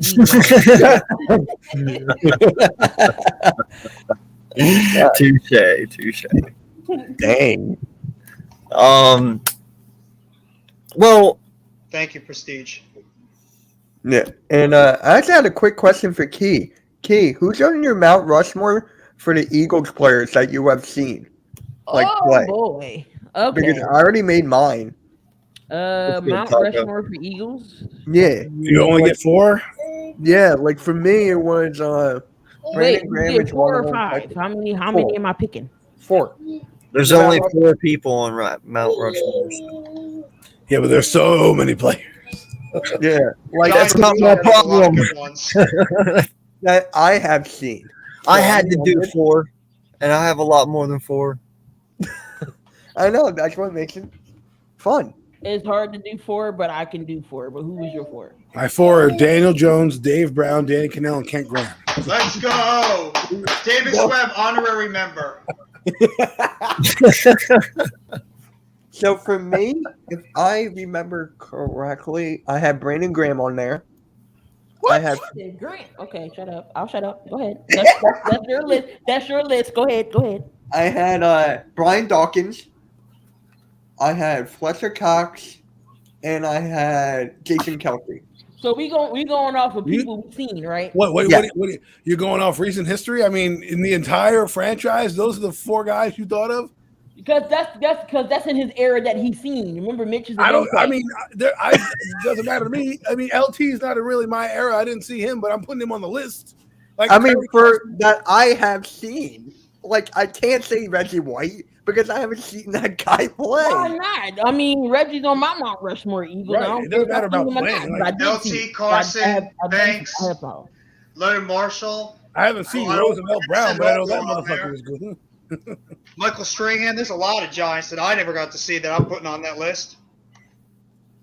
I A mean, lot of them. Yeah, but I mean, in a certain kind of way, though, everyone he named is greats in our franchise. Statistically, true. they are great. So my Giant- Mount Rushmore is B Dog, Reggie White, Brian Westbrook, and Randall Cunningham. You don't have Jerome Brown? again, I haven't seen Jerome What about Brown. Jaworski? When Jerome I Brown, haven't seen when Jerome Jaworski Brown play. was playing, I think I was 7. 7? Yeah, but I'm talking Five? about. Yeah, I was 2 when LT won his first Super Bowl. That doesn't mean I'm not putting him on the list. Well, That's you why- were. that's why I said you can't do just 5. It's tough. Like, it's tough. That I've seen. Yeah, for me, that I have seen. You guys can put on whoever you want, but for me, My Mount personally, Rushmore who I have seen. is a prestige thing. I'm not going to put on some modern day player that, like a Brandon Graham. My God, I would have put Reggie. If I'm putting on my modern Giants that I saw growing up, that I actually get to enjoy watching. Yes, while he is. they go to No, bed, it's actually. I No, think that's it's McCoy. Shady. I put Tiki, McCoy, Strahan, yeah. Toomer, Yeah. and Tuck. Those would be my McCoy's guys. the all-time leading rusher. If I'm not I mean, mistaken. you could say Jesse Armstead, Michael Strahan. I could put Tiki Barber on there. Keith I mean, Hamilton. Plenty of guys. But if we're talking about Mount Rushmore, to me, when I hear the word Mount Rushmore, I'm talking about iconic figures in the franchise. And I understand that's what you've seen, but it's not the best. It's not like the very best because if you want me to go that route, I would put. People have Nick Foles as their Eagles Mount Rushmore. Why? Because he won a Super Bowl, but you people got to forget Carson Wentz got us there. Yeah, that's like I putting know. Jeff Hostetler on the list over Phil Simms because he won the second. Give me a break. Here, Adam, how do you feel about this for the Giants? Michael Strahan, Eli Manning, Harry Carson, LT. Not Tiki Barber? No. Tiki was great, but he's not No. top 4. All Okay. four of those guys he named are Hall of He Fame. got his Super Bowl ring. Yeah, and they were 4 all-time great Giants. There's a lot of other guys that you could put up there, but those 4 are just legendary figures in the Giants. Alone. God, Tiki Barber killed us every damn year. Yeah, I hated Tiki Barber and I hate Rondé Barber. I would That's love to what put I Tiki and Amani Toomer in there too, because they were great Giants for a long time as well, but I can't. Not in that top 4.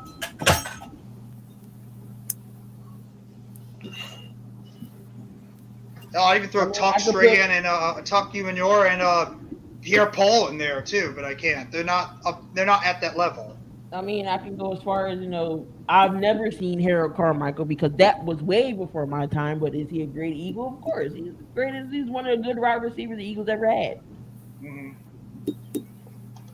Oh, yeah, him and Randall are two on my Rushmore. Jeremy Shockey, Shockey? yeah. Oh, Jeremy Jeremy Shockey was a beast, yeah. What about I Eric love Allen? Shockey. That's actually the one Giants player I loved watching. Shockey was a lot of talent, but man, was he a pain in the ass. Man, you know the one that pissed me off my whole fucking childhood, dude? Who? Justin fucking Tuck. Justin Tuck. Oh my god.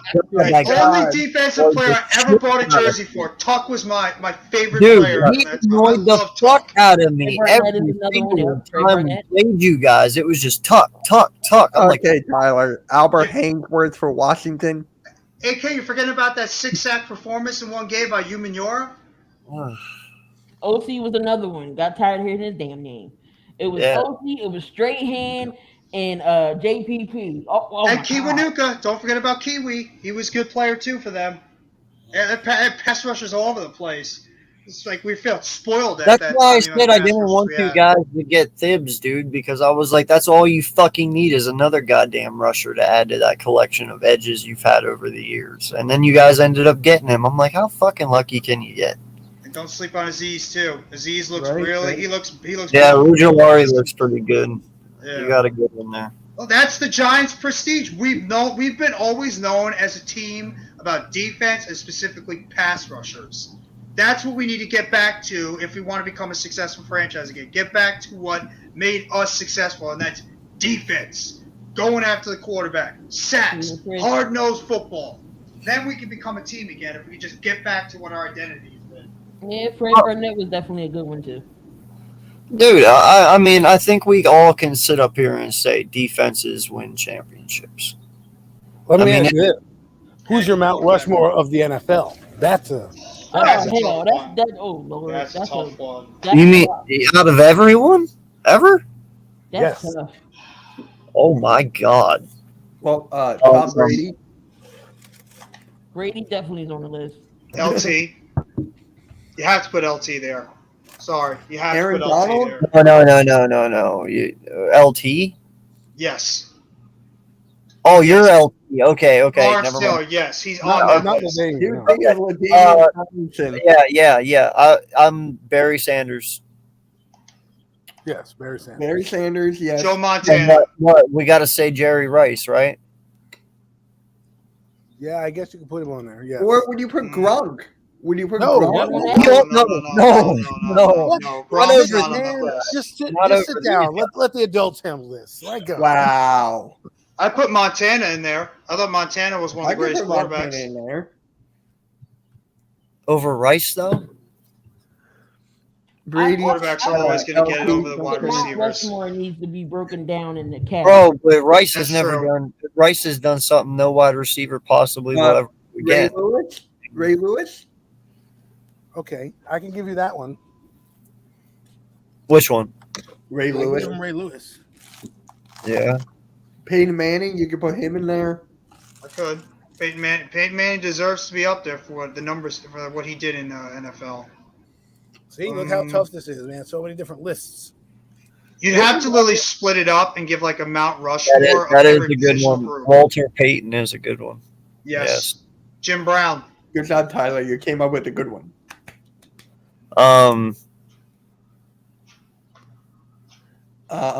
How about You could put I Randy don't know how Moss. you guys feel about it, but how about Mr. Graham Paul of the NFL himself, Terry Bradshaw? No. No. I mean, No. yes, I understand. He what is you're- undefeated in Super Bowls. He's 4-0. I understand what you're saying and how he revolutionized kind of that era of ushering in the AFC and the dominance that they had. But, Mhm.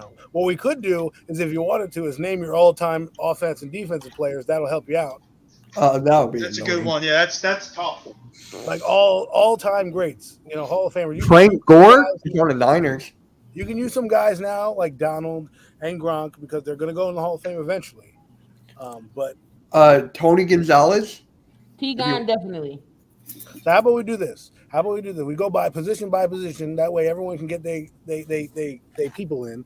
And you can say your all-time favorite quarterback or the guy you think is your all-time favorite. That way we're not going, well, LT. We can just break it down and have a group. I mean, it's your stream. I like that. Idea out there. Yeah, dude, Emmitt Smith is definitely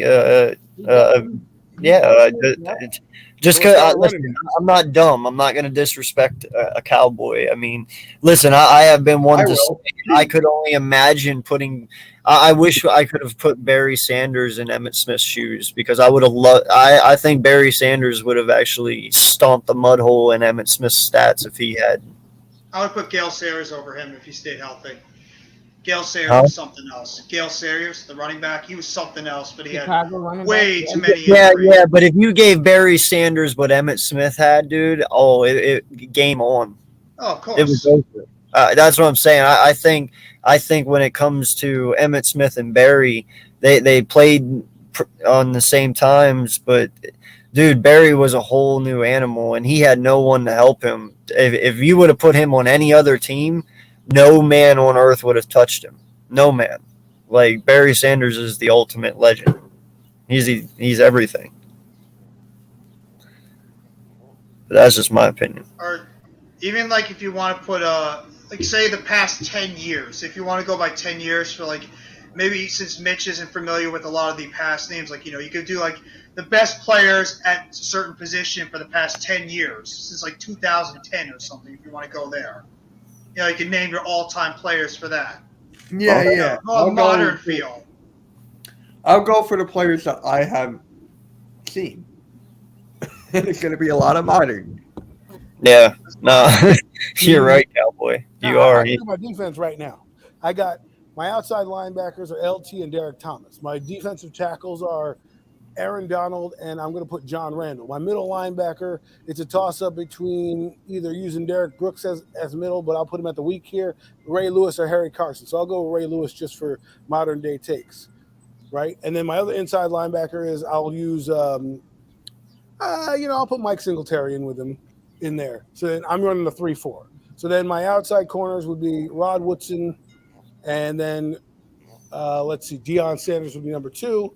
And then my safeties would be actually I'll move Rod Woodson to safety and put Charles Woodson at there, and I'll have Ed Reed. Actually, screw it. I'll leave Rod Woodson there. I'll put Ed Reed and Troy Polamalu as my safety. Oh God! No Dawkins. No, Polamalu and Reed were something different. No, they were. They were different. What about John Lynch? Did John Lynch want to make it? No, Polamalu and Reed were better. Those two are difference makers. Like Lily, when they're on the football field, you don't want to be anywhere near those two. You want to throw the ball or be anywhere near them? Tyler. Bree? I'm sorry. There's only one other safety. There's only one other safety that I might. Well, never mind. I ain't even gonna say it. No, say it. Nah, man. The only reason why no one will credit it is because how short his career was, but it's not his fault. Yeah. No, he had a hell of a lot of potential. I think Sean Taylor was revolutionary. Honestly, he got cut way too short. Now, let me ask you guys this: for running backs, would you put Jim Brown there? Yes. Yes. Yeah. Absolutely. Yeah. Now, can you imagine Jim Brown, Barry Sanders, Emmitt Smith? I would even put in Curtis Martin. Yes, that's under. Yes. How about ED? I put Eric Dickerson. Wait, do y'all know that Bo Jackson is not in the Hall of Fame yet? Who? Yeah. That's disgusting. Oh, that's Tyler said I don't. No. Yo, what's going on, Jay Lay? What up, Jay? Could you imagine if Ernie Davis did not pass away? Bro, that guy would have been a dog. Yeah, I agree with the Jay. You know who's a good running back that doesn't get any credit is Frank Gore. Yes. Thank you, Adam. Yes. Frank Gore has just been consistent all throughout his career and great. Wherever he's been, he's just played great. I think he's number 3 on the rushing list.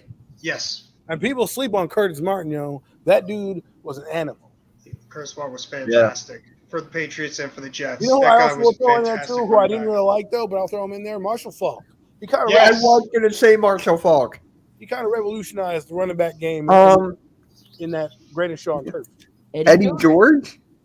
Oh, see, I love Eddie, but Fred Taylor. Fred Taylor. Oh, How good Fred Taylor was. Yes. Priest Hey, Holmes. hey! Larry You know Johnson. we're skipping all around somebody special. Okay, You Adrian can say Peterson. Brian. Yeah. Oh, okay, yeah, AP was great. AP Hey, was hey, great. AP in his own right, AP holds his own. The second best back I ever seen was LaDainian Thompson. Like that dude was just an animal. Like when he stiff armed that dude in the Redskins in the overtime game to win, I was just like, yo.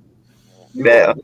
But I loved Adrian, what he did, man. You know who doesn't get enough recognition and burn, but his counterparts in the Hall of Fame, Terrell Davis, friggin' Priest Holmes, man. Priest Holmes was better. Yeah, I love good he Priest Holmes. He's not in the Hall of Fame, but TD is. No thank What you. about Fred Taylor? I said We already said Fred that. Taylor he was something different. Was too. that BPS? I knew it was BPS. Yeah. Hey, how about Hey, now I'm not the youngest one anymore. I'm gonna transition to wide receiver. You want to talk about a wide receiver that doesn't get enough talk, and he should? Jimmy freaking Smith. What that guy did in Jacksonville. Jimmy Smith was disgusting. How good he Jacksonville was successful. He never hear about Jimmy Smith being put up there as one of the all-time greats. Just look at that guy's numbers and what he did. Jimmy Smith was fantastic for years. What about Isaac Curtis and Herman Moore? No one talks about those dudes. Herman Moore is not as good as Jimmy Smith. I'm not Rob saying Smith that. I either. just don't think he gets enough respect, though. Herman Moore, I'm telling you, Herman Moore was good for the Lions for a few years, but he's no Jimmy Smith and Kean McCardell basically ran the NFL for the years they were with Jacksonville. I forgot all about Keenan McCardell. Oh my God, McCardell was great too. You can't forget about Keenan McCardell, baby, and then their quarterback Mark Brunell, who was lighting it up that time as well. That team was good back then. You remember that offense, Adam? Brunell, Fred Taylor, Jimmy Smith, and McCardell. Jesus, God, that offense was disgusting. Yo, man, you guys remember freaking Santana Holmes? Yes. Santonio Holmes. Santonio Holmes. God. And then you had Hines Ward. I love back in the day. Hines Ward is the best wide. Would he be the best wide receiver out of Pittsburgh for the Pittsburgh Steelers? Like, would he be? Oh, yeah. No, I'd probably say Swan and Stallworth were better. He's definitely up there. Hines Ward has the most receiving yards in Steeler history. I just love that guy because he was tough as hell. He would never be afraid to just go out there and throw a big block on a defensive back. Hines Ward was AB before AB. Let's be honest. Yeah, that dude caught everything. I can agree to that. Everything. Him and Preston Burress creeped the field, dude. This one is kind of debatable. Sorry to cut you off, AK, but Megatron. That's not debatable. It's not because how short his career was, how he retired quick. No, it's not debatable. No. I mean, he is in the Hall of Fame, is he? Yeah, Megatron's in the Hall of Fame. And there's no doubt Calvin Johnson. No. Nah, bro. Megatron was a different talent. He was different. And the only reason I say that is because if you gave Megatron Tom Brady, Tom wins every fucking year. Isaac Bruce and Torrey Holt, those two guys were my difference makers. That's too. my favorite Rams team. That's my favorite Rams team. Kurt Warner. Isaac Bruce show on turf, man. Did they get to the Hall of Fame yet? Isaac Bruce and Terry Holt? Yeah, I think Bruce is in. I don't know about Holt. I think Bruce is in. Yeah, Mike Allstott, man. Hell yeah. Allstott was great for them. Allstott was a beast. Yeah, Coles don't get no respect. That Florida boy put in the chat. Lavernius Coles, he had some good years for the Jets, but I wouldn't put him up there as like one of those like very good to great receivers. He had some moments. Santana Moss, same thing. I thought they were good for like a couple of years, but I wouldn't have put him up there. What about Isaac Curtis, Otis Taylor? How about Andre Johnson? Donald Driver. Oh, Andre Johnson was fantastic. He was great. Donald Driver, I like. Houston. Donald Driver was great too. Look at his numbers when he did for Green Bay for years. Donald Driver was great. You'll look at his numbers and be like, that dude is. I'm not putting him in the hall. No, I say he's borderline. That's a good one. Anquan Bolden. Hell yeah. Bolden. No, Anquan Bolden. There you go. That's a goat right there. You guys might hate me for saying this, but I'm putting Mike Evans in the Hall of Fame for what that guy's done in his career for the Bucs. I agree. Mike Evans he's great. 7 1,000-yard seasons. I mean, out of the 2014 receiver class, he's the only one that's lasted the test of time right now. No injuries, knock on wood. Has dominated his last, 7 years. Has a Super Bowl title. Once you get a ring, then all you have to do is pad your stats the rest of your season, and then you will have a chance there. Because you look like guys. And Adam, he did it with Jameis Winston. It's true. Yeah, absolutely. We forget about that, right? I mean, we look at guys like Andre Reed. Andre Reed gets into the Hall of Fame based on 4 championship, 4 Super Bowl appearances, but his numbers match up. We forget about Marvin Harrison too, because Reggie Wayne. Reggie Wayne was dominant. Hines Ward should be in the Hall of Fame just about what he's done alone. Best, probably pound for pound, the toughest receiver in the NFL I've seen growing up was Hines Ward. Yep. Second would probably be Steve Smith, because that guy just that guy's going to the Hall of Fame too. Why are we talking about Steve Smith? That guy's a beast. Yes. Let's make it fun. Let's talk about our favorite all-time wide receiver duos. All-time great wide receiver duo, because there's a lot. There's a lot of good wide receiver duos. Well, to me, it's like what's up? What'd you say? All-time favorite wide receiver duos. There's a lot. God damn, that's a hard one. Well, I'm gonna go with Torrey Holt and Isaac Bruce. I was gonna go there. You know what? No, get on the boat with me. Oh, I got one. I got one too. Well, one at a time. Slay, go first. Slay. Andre Reed and James Lofton. James Lofton. Yeah, I was gonna say that one, but I didn't want to go too old school. Now, this one is I loved this one growing up with Carson Palmer, Chad Johnson, and TJ Houshmandzadeh. TJ Houshmandzadeh? Yes. He's nice. I loved him. Dude, he was a killer on fantasy for me.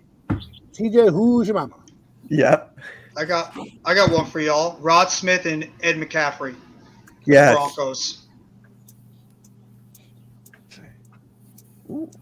Okay. AK? Oh, it's me? Yeah.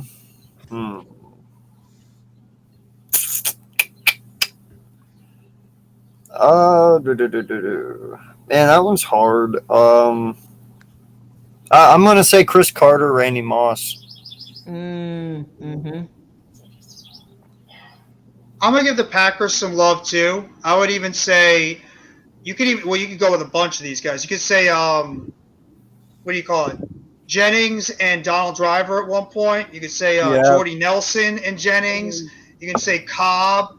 Randall Cobb was great in his time when he was healthy. He was one of the best slot receivers in the NFL. They had Devontae Adams, Randall Cobb, and Jordy Nelson at one point. Yeah. They had Greg Jennings. No teams churn out wide receivers better than the Green Bay Packers and the Pittsburgh Steelers. They just churn out wide receivers every year that are good. I don't know how they do it, but they always get Pro Bowl wide receivers almost every season. They have competent drafters. That's what it is. Y'all can't forget about Marvin Harrison and Reggie Wayne. Oh yeah, Greg Jennings was great. Greg Jennings when he in his prime was Greg Jennings. I can't believe no one said John Taylor and Jerry Rice. Jerry Rice and T.O.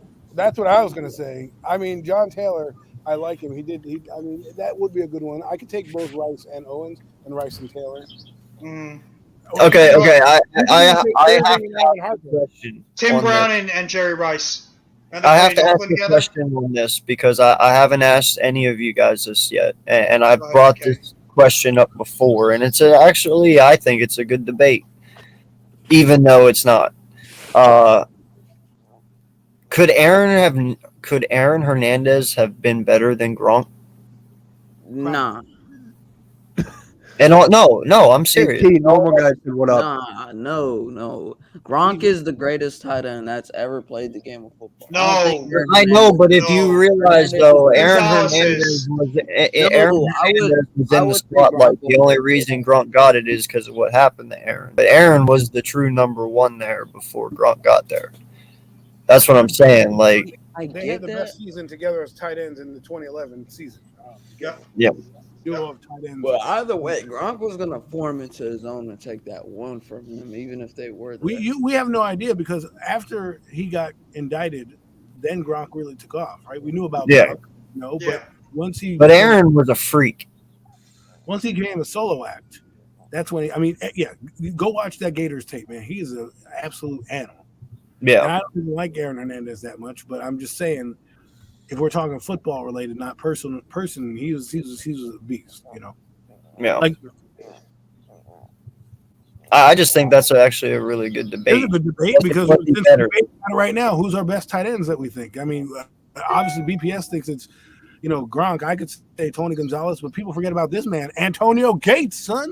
Yeah. Yes, sir. I got Shannon Gates. Sharp. What about Shannon Sharp? Oh, Shannon Sharp. You can't Shannon forget Sharp about was- Shay. Shannon Sharp. was Shay, great. Shay. Give that man respect. He was a great tight end in his prime. Bro, Adam, I appreciate you for giving Antonio Gates some love. Bro. I love Gates. Gates was Gates a great is a player. dog. Gates dominated his. If it wasn't for Tony Gonzalez being in the same division, we wouldn't have heard nothing. You know what I mean? Yeah, bro.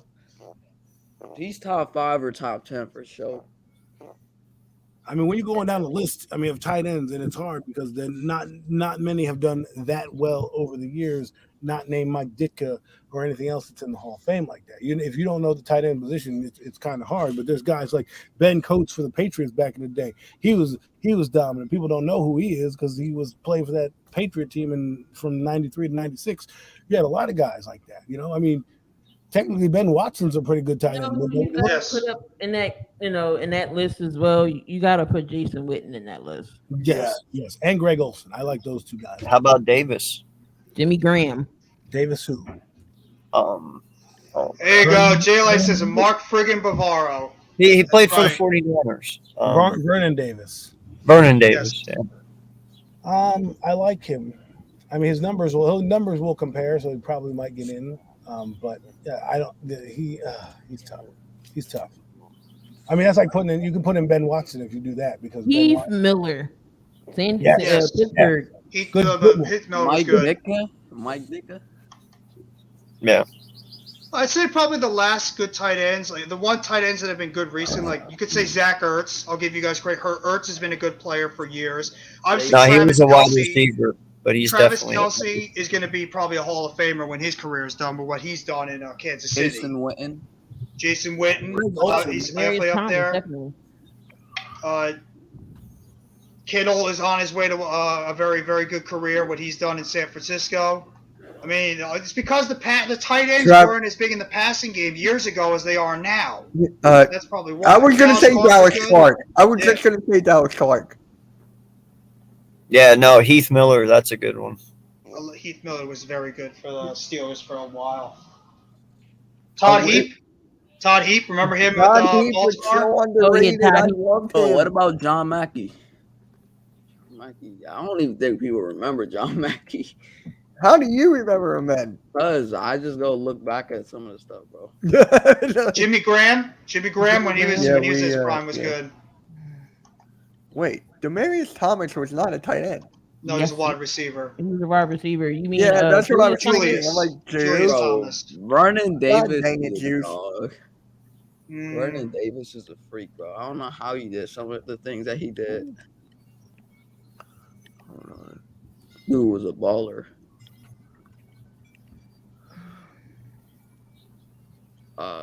Kelsey. If you go back, old Dallas is Jay Novak Jay Novak.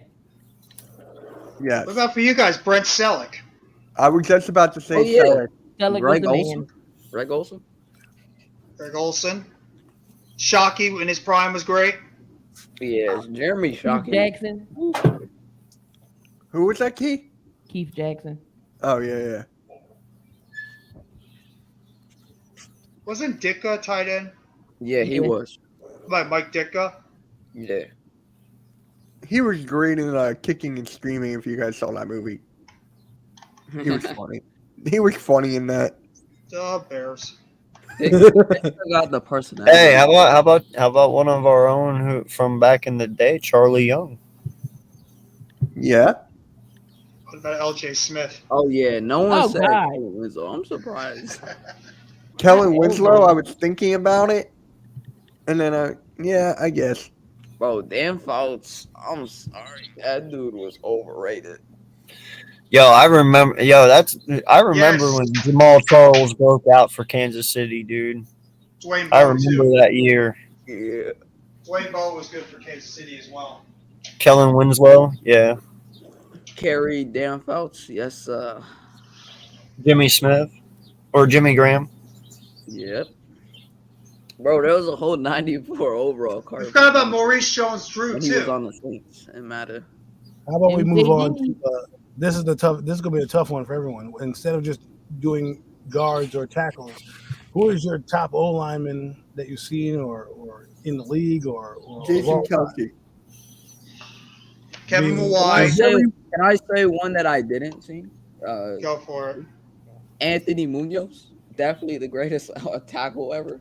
Adam, Yeah. you go first since you introduced the subject. Well, I'm gonna go with who's the Oiler guy? His name eludes me right. Matthews. Bruce Matthews. Oh yeah. For the Oilers and Titans. Yes. But you can do whatever lineman because I know it's hard. Linemen are hard if you don't know who they are. But Orlando Pace. there you go. That's one. Allen, Walter Cowboys. Jones is another good one. Walter Jones, Jonathan Ogden, Orlando Ogden. Pace, those three guys. Alan Faneca. Dan Deerdorf. Nice. Yeah. Nice. Oh, we had Bob Brown. Nick Mangold. Got to give the credit to Mangold. He was great for years. Kevin Mawai. Joe Thomas. Got Alan Faneca. Alan Faneca was great. Brandon Daniel.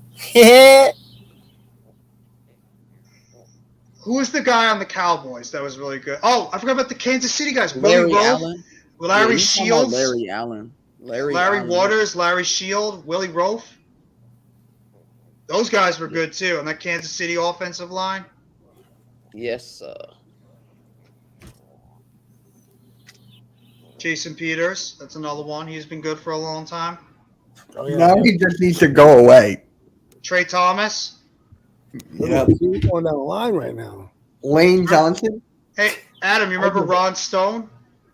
Ron Stone. John Runyon. I wouldn't put him. John Runyon was a I'd put penalty Chris machine. over though. Ron Stone. He was a multi-time Pro Bowler though on the offensive line. You're right. He was. And he was a Cowboy. No. Yeah, he was. But for the Giants, he was pretty solid. Steve Wisnowski. Jeff Saturday was a center though. Burns. Saturday was good. Oh, Tariq Glenn for the Colts. You could do. This is offensive lineman because it's hard to. Oh yeah, you're right. You did say You could say any lineman you want because I know that we aren't sitting there reading the offensive line Yeah. of every team in the Hall of Fame. So I know that's a hard category. Defensive players, you're going to rattle off defensive ends and tackles like it's nobody's business. But when you come to offensive linemen, you have no idea who a lot of them are. So I understand if you can't name a specific tackle, but if you know a guard or center or whatever, just name it. Flozell Adams. Landon McDaniel, there was a good Wow, I remember that name. one. Flozell Adams. Oh my God, the human. I offensive- like the Brickashaw Ferguson. I'm not saying he's Brick, all no, time, Deep Brick was great. Yeah, I would say Tyron Smith. Tyron Smith, you got to put him there. You got to Yep. put Tyron Smith there. Chris Samuels. People forget about that guy who played for the Yes. Redskins back How about Quentin Nelson? Larry. Nah, this is too early in his career, bro. He got time, man. I got But one he's- for you he's guys. dangerous, dog. Out of these He's three amazing, great though. offensive tackles, He is. I'll give He you is that. amazing. He's You on You his said way. you said amazing. He is amazing. Out of these You got three it, great man. offensive tackles in their time, Walter Jones, Jonathan Ogden, Orlando Pace, 1 to 3. All three of them were Ogden is Damn. great talents. Well, Randy already put him in. That is tough. It's I'll like put Ogden, Pace. Ogden is You nice. said- I you like said Ogden. Ogden, Pace, and who else? Walter Jones of Seattle. Walter Jones. Okay. That's how I'm gonna going. take- Ogden, Pace, I'm gonna Jones. take Ogden, Pace, and then Walter Jones. No. Although no, I no, do I'm love gonna take- Orlando Pace though. Can't forget Yeah. about the goose, Nah, I'm gonna say Ogden, Goose. Walter Jones, and then Pace. Tony Terragusa. He was played on defense. Yes, sir. The goose. The goose. Was he on offense or he was defense? I think he was defensive. He was a defensive tackle. Ah, He was like the glue of their D line, though. God, Ogden was disgusting. Since Kay brought it up, why don't we move to defense? Since that'll Yeah, let's probably do be it. more fun. and more names that come out there. So we'll start with D tackles. Oh Jesus! Aaron Donald is the greatest D tackle ever. I'll stand on that. I can't say that. Bro, tell me another one, and I'm arguing. John Randall. Bro, I don't care, bro. John Randall, Warren Sapp. Bro, I'm telling you right now, bro. In my day, from watching DTs, man, Warren Sapp was on another fucking I level. love Warren Sapp. Warren Sapp was a phenomenal athlete, football player. Anybody would love to have Warren Sapp. And I got another one He for was a you. dog. And we passed him on Justin him. Smith, We for traded. Yeah. the 49ers. Justin Smith. like, I'm not trying to disrespect Donald. Do not get me wrong, bro. Donald is phenomenal. You young Okay, man, but- John Randall, man. I Ugh. know.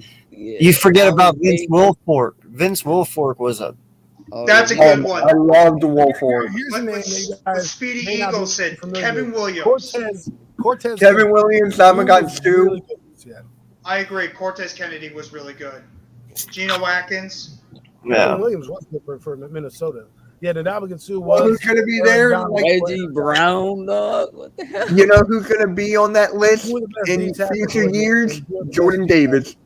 The question is best all time defensive tackle. But was William Yeah. the Refrigerator Perry good on defense? See, I don't know his career like that. I knew him as a fullback. Bro, Randy White. Oh my god. I knew him as a fullback. Mean Joe Green.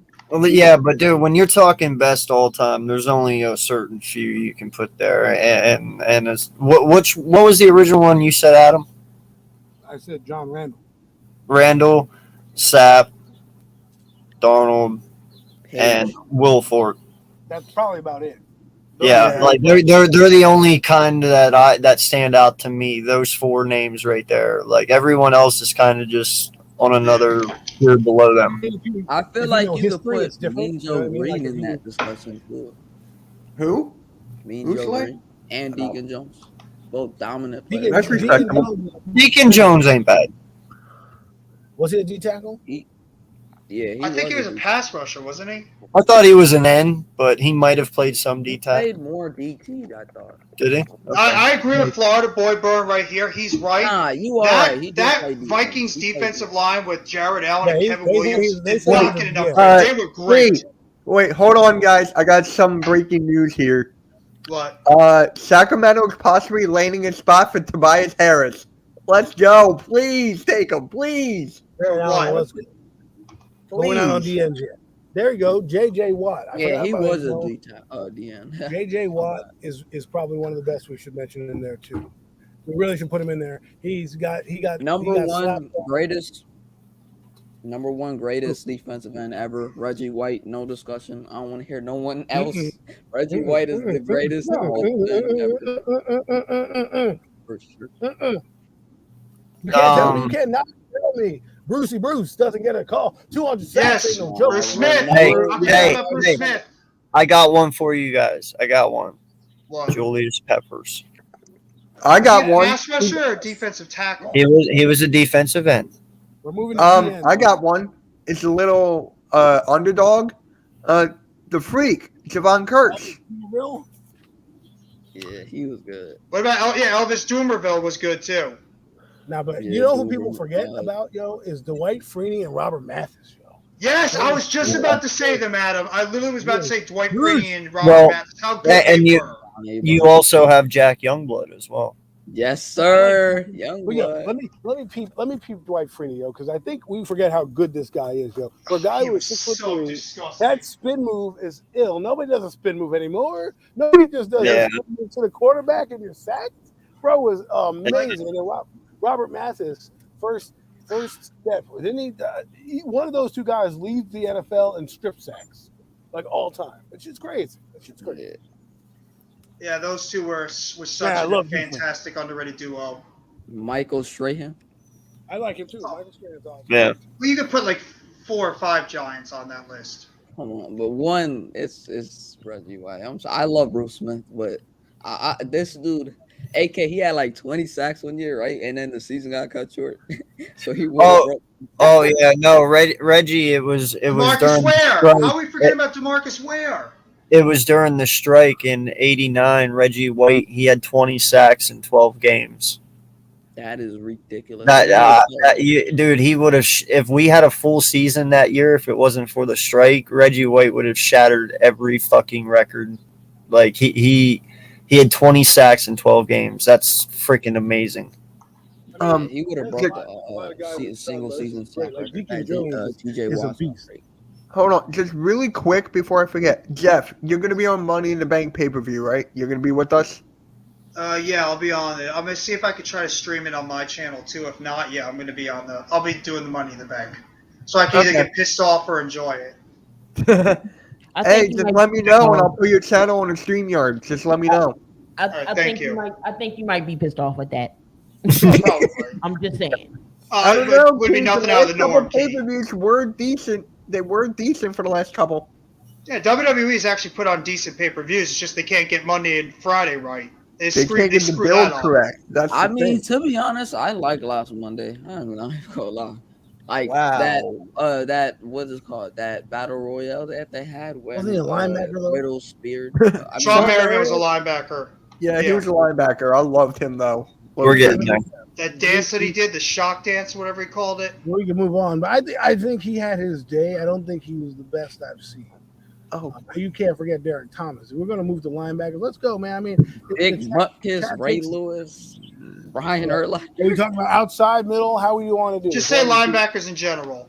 Okay, well then the number one is LT. That's just number one is LT, no question. The guy if we're talking about inside linebackers, Ray Lewis easily. Yeah, Derek Brooks. I could. Him and Derek Brooks would take a run for their money. Mike Singletary was good too. Yeah. Where'd you put Urlacher? Jack Ham. Urlacher's an all-timer. Junior Seau. Or Briggs. Junior Briggs.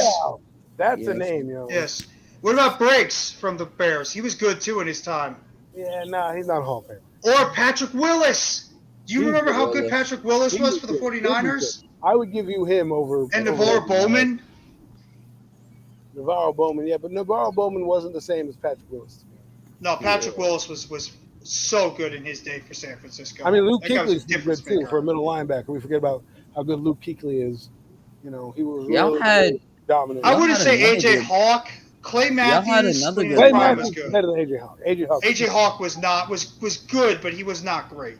He was solid. Y'all had another good linebacker, Harry Carson. Yeah, Carl Banks. We had a bunch of them. Pepper Johnson. Y'all had a lot of them, bro. Brad Van Pelt. You could just name a whole bunch of Giants linebackers. Antonio Pierce. Yeah. Mike Barrow. Jesse Armstead. Oh yeah, Terrell Suggs. I know his career got cut short, but I kind of have to say he's a great for certain reasons. Ryan Shazier. Oh, yes. Yeah. He was Zach Thomas was a good one. He was a beast. Luke Kuechly, when he was healthy, was great. Oh, Sean Lee. Yes. Sean Lee. Yeah. I'm gonna even say it. If he didn't have the issues he had going forward, Aldon Smith would have a difference maker on that as a pass rusher. Aldon Smith was as an outside linebacker, he was good.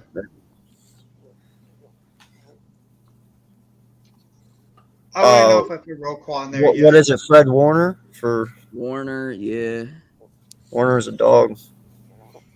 Oh I'm trying to think of old school guys. I like Seau. Yeah. Oh, how can I forget Ted Bruschi, Mike Vrabel, Ted Bruschi, Willie McGinnis, yes. Willie McGinnis. Yes, sir. Bednarik. Yes, sir. T says Peter Boulware for the Ravens. Remember Peter Boulware? How good he was for that Ravens defense when they won the championship. Derek Johnson for the Chiefs. Yeah. Talk about Derek Johnson. There was another good Derek at linebacker too. Derek Johnson, his prime. Oh, he was number 56, right?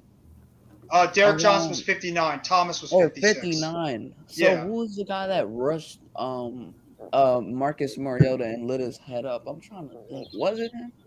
No, I think it was somebody else. Urlacher. Yeah, I think it was someone else, bro. Briggs. I'm gonna keep saying Lance Briggs was great too. Oh, dude, linebackers for days. Yeah, man. Here's another pass rusher we sort of forgot about, but was pretty solid. Simeon Rice. Yes. I'm familiar with that name. I got Simeon Rice on the championship Bucks team. Had a couple of really great seasons for that team. Yeah, DeMarcus Ware. Thomas Yeah. Davis. Yep. Put him up Davis. there. Oh, London Fletcher. London Fletcher, too. Mm-hmm. Yo, what's going on, Phil? All-time great player. Podcast. Appreciate you stopping in, man. Real Shout quickly, out. thank you, everybody. To Hit that like and subscribe button Yeah. when you're in or out. Thank you for What's coming. good, Joe? make sure you Yes, sell out sir. to all these Steph great Jr. content creators on Yep. the panel. Thank you so much for coming by the stream. Thomas Davis. Mike Singletary. Bro, these are all just great names, man. Yeah. Nah, dude, the NFL has produced great talent over the years. Gary Brackett. Oh, look who's here. Oh, What the heck? Yeah. Yo, what is good, brother? Hey, what's up, guys? AJ, What's going on? AJ featured some great players on that Bucks defense for a long time, man. Yo, What is good?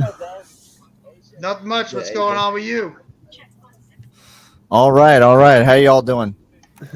Doing good, man. Just going over the history of the NFL, really. Just naming greats. Oh, okay. and I'm getting work done for the network as we speak. So, I'm doing that. How's the network going? It's going good. It's going well. It's going well. We just did a Phillies and Braves live play-by-play last night with my guy Blake, our newest member. He's a fan of everything Atlanta. So I see That you was guys great. you guys are almost at 100 over there, right? Well, we hit 101 last night. YouTube. took 101. some- Okay. yeah, good, we're at good. 101, and then now we're at 97. Oh, okay. Well, I'll probably go back to 100 tonight if you guys are streaming tonight. Yeah. Matt, time is for his Commanders at 8. So, what are we on now? Oh, Corners? Richard Seymour. I forgot about Richard Seymour. Yep. Bro, Yeah. The Patriots. if we talking about corners, bro, Cornerback, Night Train yes. Lane is a top 3 corner in my Man, look at BPS dropping his knowledge. He's only like opinion. 2 years old, I but he knows love Night everything. Train Lane, bro. Man, I'm going to tell you what. The one dude who was nasty in my day, Champ Bailey. Yeah. Darrell Revis. Yeah. Darrell Revis. Revis, Huh? yes, Revis. sir, Revis Howard. Darrell yeah, Revis. Revis and his Darrell Jets Revis days. did. Charles Woodson was a beast. Yeah. He was. You might guys might remember Darryl Green. Yeah. Yes, Green. Darrell Darrell Green from the Green. Washington Sure. Redskins. All-time Deion great. Sanders, obviously. Eric Allen Eric Allen. man, he was like- from the Eagles. Listen, people talk about him all the time. He's in the circles. You may not like Eric Allen, but he's an all-timer. Mm-hmm. Mel Blunt. That's another one. And you just watching NFL films right now? Namdi Awesome his Raider days was great too. Yeah. No, I'm watching Orange and Blue. The thing is with Namdi, What do you guys think of Richard Sherman? Because I do we believe try to he- use him like a zone coverage corner. He's a I do man. believe Richard Sherman should be up there, but I'm Richard trying- Sherman and Patrick Peterson both should be up there. definitely, Well, they're right here. definitely Patrick Peterson. Yeah, bro. Patrick Peterson, man. Whew. You forget about these guys. Yeah, he was good with So the Raiders. He good. came to the Eagles and stunk it up. Right, I know. Peterson for the Cardinals was something. Ty different. Law. No one said Rob Ty Wilson. Law, yes. Put respect on yes, Ty you're Law's right. name. He was good You're right. too. You're right. Gilmore's good, but he ain't like too high up there. He do got a defensive player of the year though. So. You guys, Sheldon Brown and the other Troy guy, I forget his Vincent? name. Vincent or Troy Vincent and Troy Vincent. Bobby yeah. Taylor? AJ Bobby Harris. Taylor. Oh, yeah, the Barbers, Tiki Barber. And Oh, Rondé. I Yeah, hate Rondé. them Yeah, both. Rondé. Yeah, Rondé I will Barber. forever hate Yeah, them both. Rondé. All of Famer. they were Why do both you hate them both? Why do you hate them both? they were both nasty. Tiki Barber that destroyed us every single time he played, and Rondé Oh. Barber with Chris McAllister and Dwayne Oh, yeah, Schwartz. the pig. Guys, Oh yeah, the pick. Oh my god, I Dwayne- remember Dwayne that. That Starks, was such too. an awesome the moment. 90-yard Oh, touchdown. sorry. shut up. Sorry. No, Sorry. That I was gotta so tell you awesome. something, Listen. actually. Listen, I have the miracle at the Our, middle def- our defense won us that game. Ananias Williams, that was good. That's a good one. Aeneas Williams, yeah, he's good. Yo, AJ, What up? look at this. It was the next year. Hold on, let me move my microphone. It was the next year that we opened the Lincoln Financial Field against you guys. Oh, So my That's grandfather nice. actually got me this. So Hell I'm still yeah. trying to figure out where to put it in my layout, but so far nothing Porter working. was good. Quincy Porter. Ike Taylor. What about Ike Ike Taylor Taylor, from the Steelers? Yeah. Oh yeah, Ike Taylor was a dog. He was good. I They love made Ike Taylor. they made some hell in that Steelers defense, bro, with him, Palomalu, and the rest of them dudes, man. They caused hell. The Flying Hawaiian. The Flying Hawaiian. I like that nickname. Yeah, I loved watching Troy play football, man. I still remember that day he jumped that entire offensive line to sack that QB. That was amazing. He's So a top hard to 3 safety ever, to be honest. It's hard to say who was better between him and Ed Reed. Yes, 'Cause Ed Reed was sir. some different Mathis, too. bro. I'm surprised anyone even said Rashawn. I remember For the Rasheed Jaguars. Mathis. He played for Detroit. He played for I think those teams only, but he was solid with the Jaguars. What about Marcus Trufant? Trufant, is that Desmond Trufant's brother or something? Desmond Trufant and Marcus Trufant. Yes, Marcus I believe Yeah. played with the Seahawks for a long time. And the guy that was on the Cowboys for a long time, he was pretty solid in his day too. I forget his name though. Like good corner in the 2000s, late like 2010s. Drafted by them. I forget, but I know who you're talking about. He gave us hell. No one said. Adam, you might remember him. He got Terrence Newman? burned a lot. Who? Terrence Newman. Terrence Newman. Yes, Terrence Newman was good. Oh yeah, Akeem Talib, man, for sure. Didn't Yep. Akeem pull Crabtree's chain? That's Yeah. bro. That was Yeah. Hakeem watching Talib that will on always live be TV. known as the guy that got schooled by Hakeem Nicks. He got his. No, he got his Dude, you know taken to who the was back worse door. than him though, man? Out of all of them, dude, Cortland Finnegan. Oh yeah. What did he do with Andre Yo. Johnson? that That dude, that dude could get in anyone's head. Oh, Oh, my yeah. god. He was a good cornerback too, but yeah, he would get in your head. He would screw. You would mess you up so badly cerebrally. Yes, Cortland Andre Finnegan was one of Johnson those. barely talked. Yo, Andre was swinging on that fool. And he's just sitting there barely laughing the whole talked. time. Like, he didn't I talk. know. He just let his game speak for himself. So that's crazy that Finnegan went in his head. There's another really good cornerback. It just slipped my mind. I think he played for the Falcons for a little bit. Not long. Wow, yo, that's crazy. So Sasha Banks got released on June 10th, and we just now hearing about it. Yeah. No, they Yeah, haven't just released got her yet.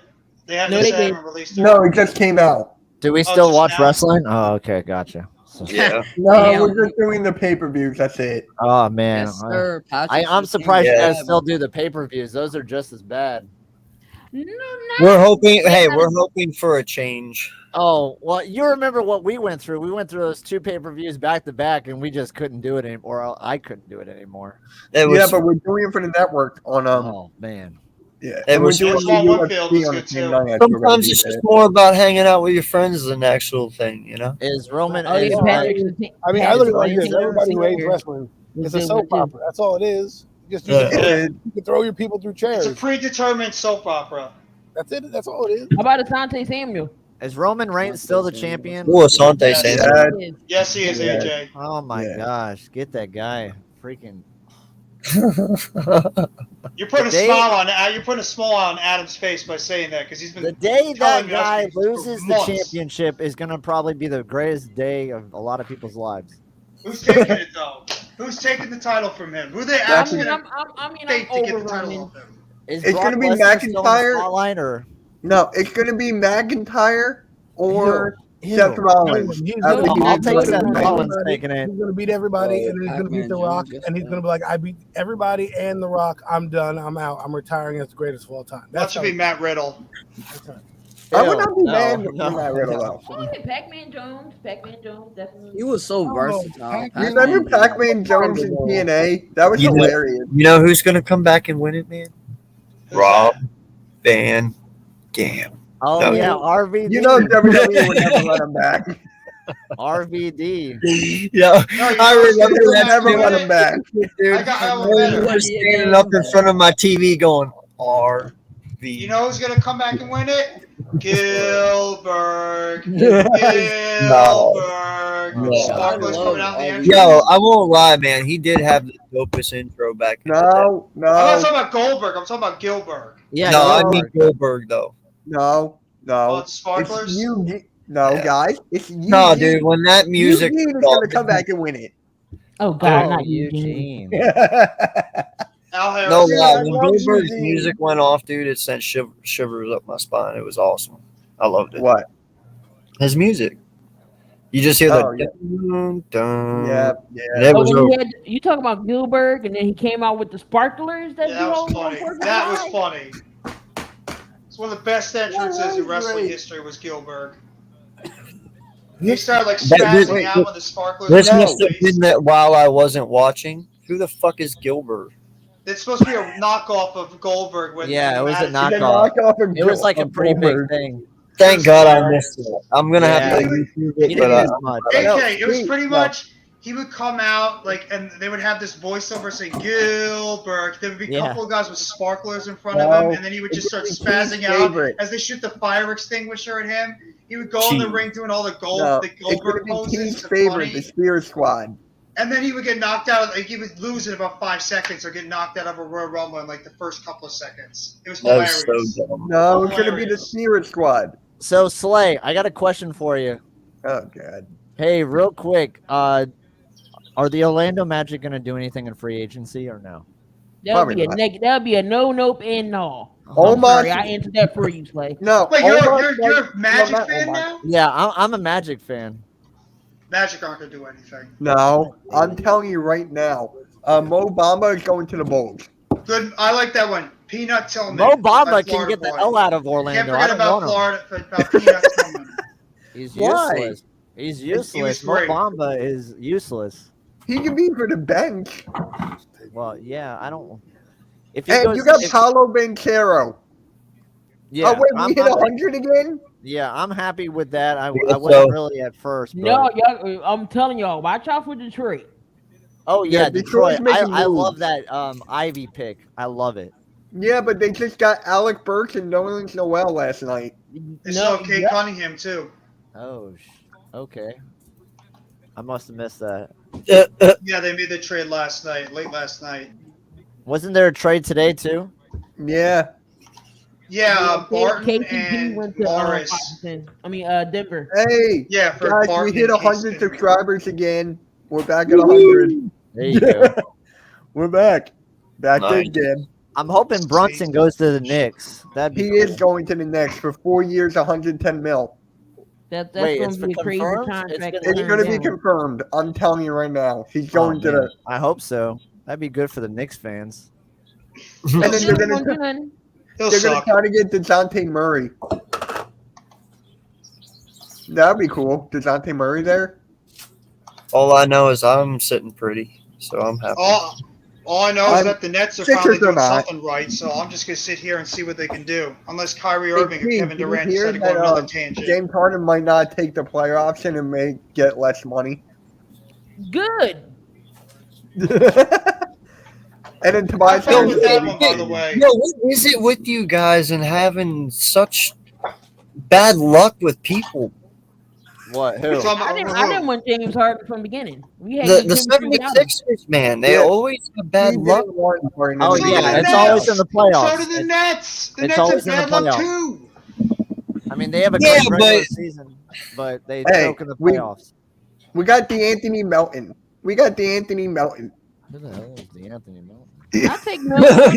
Milton is a good 3 Yeah. and D guy. We have Ben Simmons. We don't even know if the guy's going to play or if he's going to be Have fun sitting with, out have the fun entire with Ben. season. We tried to tell y'all. Have fun with Harden We Trying to tried. tell you about Harden's Harden, doing a too. lot better than Ben Simmons. because he's playing. I'm 'Cause he's hoping actually- Jonathan Isaac finally gets off the freaking bench. Jonathan Isaac, I have no.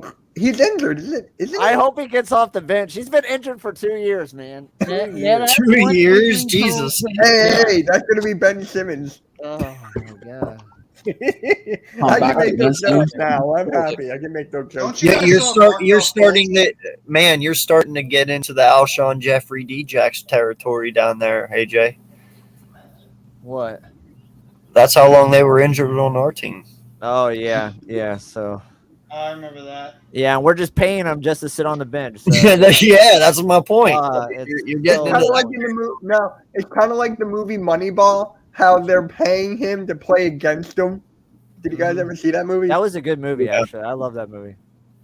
I can watch that any day of the week. Yeah, that's That's kind of how movie. Giants feels about the way they keep paying Sterling Shepard, and he's pretty much been hurt every single year, but yet he's always here. That's my favorite player on the team. Shepard, when healthy, though, he's a fucking stud. That you say the key word, when healthy. When healthy. Never. Bro, that boy balling. All of them. All of them.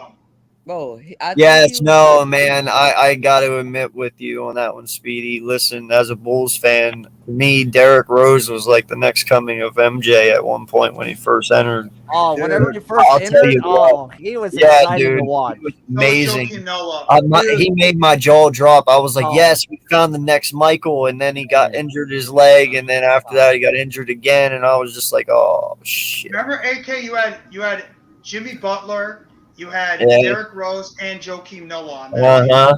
And you had that somebody team was else, too. Scary. That team was disgusting, dude.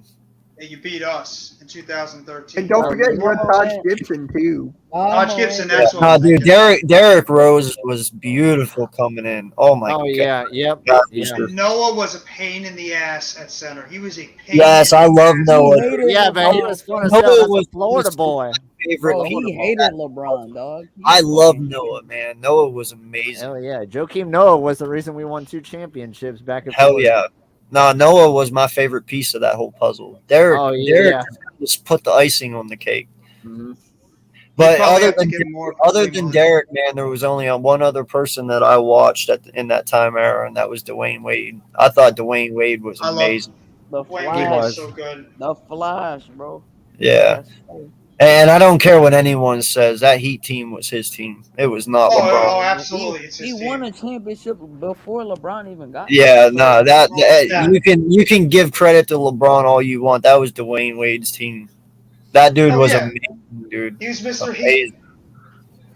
Hey Yo, Jeff, yo, so I got the John Moran is the pay-per-view next set one up. who can So bear just let me Florida. know when you want to put your YouTube on it, and then I'll put it in there. How many more Okay. super teams is LeBron going to try and I create? don't know. Let's try to I don't pull know, one but, over and, I think he's got one more in him. One more. That's it. we might have a breaking news here by Will it be the Lakers though, AJ, or someone else?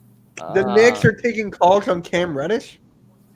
What? We may have a Washington breaking gets news here suspended They're for from trying 6 to to get 8 rid of games? Sports everybody. Network. They're trying to get Bronson Wait, back. what is I it? don't know if this is official, Hold up. but there's a Didn't he proposed have the 6 to settlement? 8 game suspension for Deshaun Watson. Oh god. So they this might be guy. putting it out Wait, there. hold up. Didn't Watson have the settlement? He made himself look guilty. He Oh said my god. The something about guy. him Can being we stop guilty with this? some We shit were like just that. It's having a not going good to go time, and away then- until they come out with a resolution. You know they're going to keep talking about it until they finally Yeah. put down a suspension.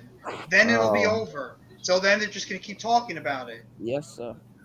I think he's going to retire a Cav, Florida boy. I think he's eventually going to sign like a one-day contract and retire a Cav, since he's from Cleveland. In terms of LeBron, I would not be shocked if he could try to win one more championship with the Lakers, and then he'll just call it a career. I don't think LeBron is Well, gonna, doesn't he want to play with his son? He When wants to is play with Brownie Bronny. going? Yeah, he wants to play with his son at least. When does I'm telling you right Brownie now, go- I got go into the league? feeling that Bronny's gonna get drafted by the Magic, and then LeBron's gonna go over there. Oh, I have no problem with that'd that. be so Bronny's cool. stock is dropping. Oh my god, I'd be in heaven. Keep I his hate the ass guy. away from my team. That's all I hate, have. I hate the guy, but if he came to Orlando, I would welcome him with open arms, just like I did Tom Brady. Of course you fucking would. Yeah, of course I fucking would.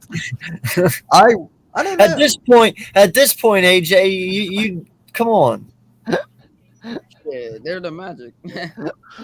Oh, Magic man. haven't been relevant since they had Shaq and Penny.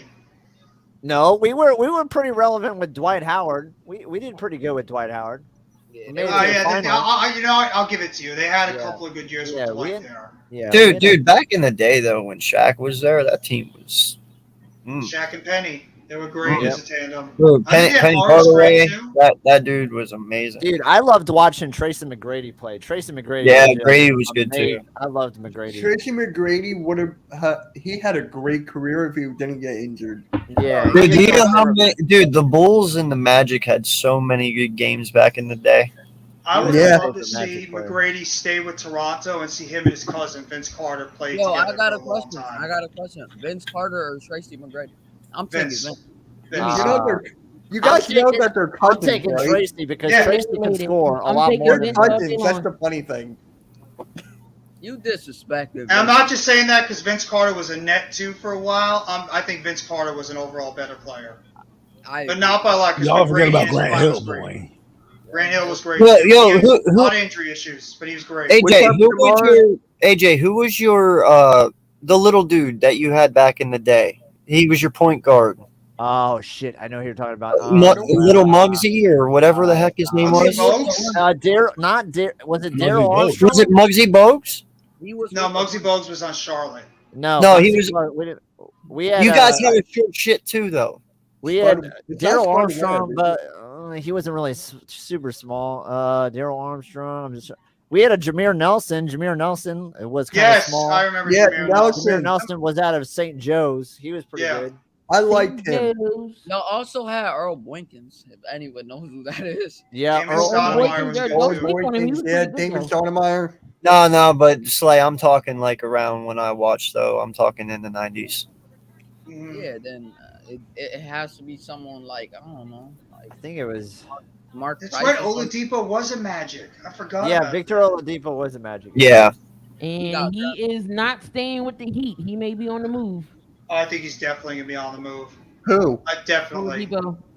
because Oh, yeah. he showed. Hey guys, he looks we like he's just hit back now. 12 likes on Hardcore Sports stream. Thank you. 12 likes on that. Thank you, one. everybody, for coming by the stream today. Make sure you hit the like button below. Subscribe if you haven't already to the Hardcore Sports Network. It's all these great and fine content creators on this board. Thank you very much. Hope you're enjoying your Wednesday. There was I'm a gonna proposed do that. trade. Yeah, I just- it's Allen too. Yeah. Jeff, you're so good at making transitions, Jeff. It's fucking amazing. Thank you. Wait, what were you about to say about a trade? Thank you, Slay. There's this proposed trade, a mock trade on Twitter. The Sixers get Franklin Ntilikina and Maxi Kleber, and the Mavericks get Korkmaz and Thibault. I'm fine with that. Nah, it's a mock trade. Who cares? So it's It's just actually an that. official That trade. was a I'll- horrible mock trade. Hey, we're getting rid of Korkmaz and Thibault. God damn, And I hate the Yankees. Here's a report from Adam Silver. He says the official salary cap is projected to be around 123.6 million, according to Tony Bontemps of ESPN. So I'll just take about 100. 124 mil. I'll It's the take salary cap. 124 mil. Yeah, I I'll think we take all would take that. 124 mil. So AJ, I gotta ask you, man. Wait a minute. We What? haven't had much time to talk. So, how you feeling about your Bucks team going into this season? I feel like I think that we're going to have a good season. I think we should win the division. I'm not too worried about Carolina. Don't sleep on them Saints, boy. No, I'm not going to sleep on the Saints. Saints I have coming in second. And then I'm not really too worried about Atlanta. I think Atlanta's rebuilding. But I'm excited for the season. What's the status on Godwin? When is he expected Godwin will be 100%. back? Is he starting the season or is he going to be Sports says no, bro. We fucking you up. Is he a Saints fan? I don't know. Yes, he is. Is he? Oh, okay. I mean, he a might Zion be fan. able to take care of us in the regular season, but hopefully we don't play in the playoffs because regular season you guys have our number. Saints have your number 2 straight season. That is true. Yeah. Saints have been one team that have been giving Brady trouble in the regular season. But we have a fun schedule. I think it's going to be an interesting year. I'm excited for NFL. I'm ready. So what are you predicting your record? I'm at? predicting 12-5, Okay. 13-4. That's respectable. So, Right around what we around put our team. So And I Yeah. think your offense got better. I like Kate Otten, and I do think that you got Russell Gage as your slot. Yep. I think your offense Yep. got better than it was last Yep. year. I think That's that if Godwin can come back. it's just you think Gronk's injury. gonna have an effect on that dude at all? Losing Gronk? I think it might for the first couple of games. I think it'll hurt us, and then hopefully Brady will get into Right. action with Brayton, OJ Howard, but OJ Howard has been kind of like a bust. So we'll see how that He's goes. gone. He left to the Bills. He's on the Bills. So wait, who do you have at tight end then? Then we have Cameron Brate. So let me go look. And you have Kate on. You drafted the rookie. No, Howard's gone. Oh, well, that's you guys have Cameron Brate and you have Kate Otten as your tight ends. I hate to leave y'all, but I do gotta finish up some work because I am off the clock at 3:30, and then I can do nothing for the rest of the day. All right, Kate. Well, I appreciate you stopping through. Thank you so much. We got Cameron. Have a great one, Kate. Good always talking with you. And by the way, shout out to Key real fast. She is the one that does the intros for the most part for all of us. She takes care of us. So thank you so much, Key. Appreciate you. Oh, yeah. She does awesome work. Oh, yeah. Key. Yep. Okay. What so is 34-21? Okay. We're So. talking some trash right now. Yeah. This is basically all he does.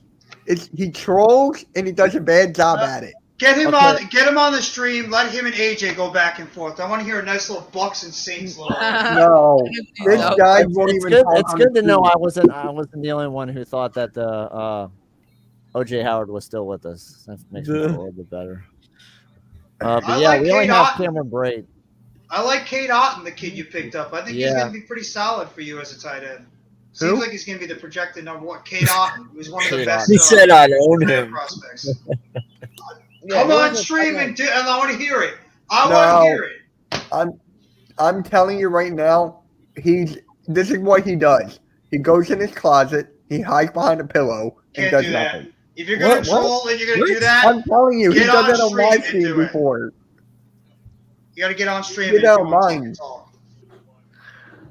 Yeah, this guy's not much of a talker at all. On camera, he is not. Kate Otten from Washington is good. He is. Yo, I gotta put this out there because you just brought a flashback up in my mind. That's my bad. Fucking that kid from Canada last night, Slay. What the hell was his name? Oh, Chad. Oh wait, is that the cat that comes into our streams in a cat? No. Is it? No, it's a different one. Oh, dude, no. This kid was on a whole nother level last night, dude. Wow. I was listening to it as I was streaming the Phillies game, so I couldn't really. You just be lucky you weren't there. That's all I gotta say. AK, that's a part of my future, dog. I gotta work with that in the future. Are you serious? Oh my god, yo, this kid. Now listen, I'm not disrespecting Slay when I say this. I really am not. But Slay will know exactly what I mean. This kid makes Slay look like a fucking angel. Yeah, he's laughing because he knows what I like. This. What about Logan then? He makes Logan look like an angel. Yeah. Really? Logan's got a mouth on him. Really? His mama jokes were incredible. Yo, I was dying laughing so hard yesterday. Like he was trying, and he failed miserably. But I was dying. Bro, he didn't know what the. I don't know either, Nightings. I have no idea what they're talking about. He didn't know what the Declaration of Independence. Yo, okay. So Nate had a stream last night, right? At Nate Talks Sports. And he had a call in. Well, this kid, what'd you say his name was again? Chad, right? He comes in. He has a Toronto Blue Jays logo on his thing, and dude. He's telling these guys that he's 15, but the kid is really only 11, right? And he comes and I enter, and immediately when I enter, it's just yo mama jokes, like, and he's failing miserably. So instantly I'm laughing, and I see all these people on, so I jump on because I'm like, yo, I got to see what this is about. Worst mistake I ever made. Once you're in, you're in. You know, because this kid, he was very entertaining, even though he wasn't trying to be. And You know what happened dying, bro? The fact that he went up on Google, right, and tried to research every state. He still got Indiana wrong. He said India. Oh my god, that had me crying. Well, he was 11, so I'm not gonna go. Yeah, I mean, No, it was comical, dude, in a good way. It was honestly the weirdest stream I ever was in my life. I lost brain cells. I won't lie, but it was cool. It was very Sounds like interesting. quite the stream. Oh, dude, if you got to just go watch and just hearing his voice will suck you in. I'm not even playing. The moment the kid starts talking, you're like, all right, I'm hooked. What's this Is about? that a good thing or a bad thing? In a good way. It's like I said, it's very tough because you lose brain cells listening to it, but it's entertaining. It's very, very entertaining. Entertainment. No, factor. Nightings is watching it right now. Nightings, tell me what you think as soon as you hear his voice and stuff, dude. Tell me exactly like he doesn't grab your attention as soon as he starts. Because, dude, I walked in, instantly just heard a Your Mama joke from him. That's how this whole stream started.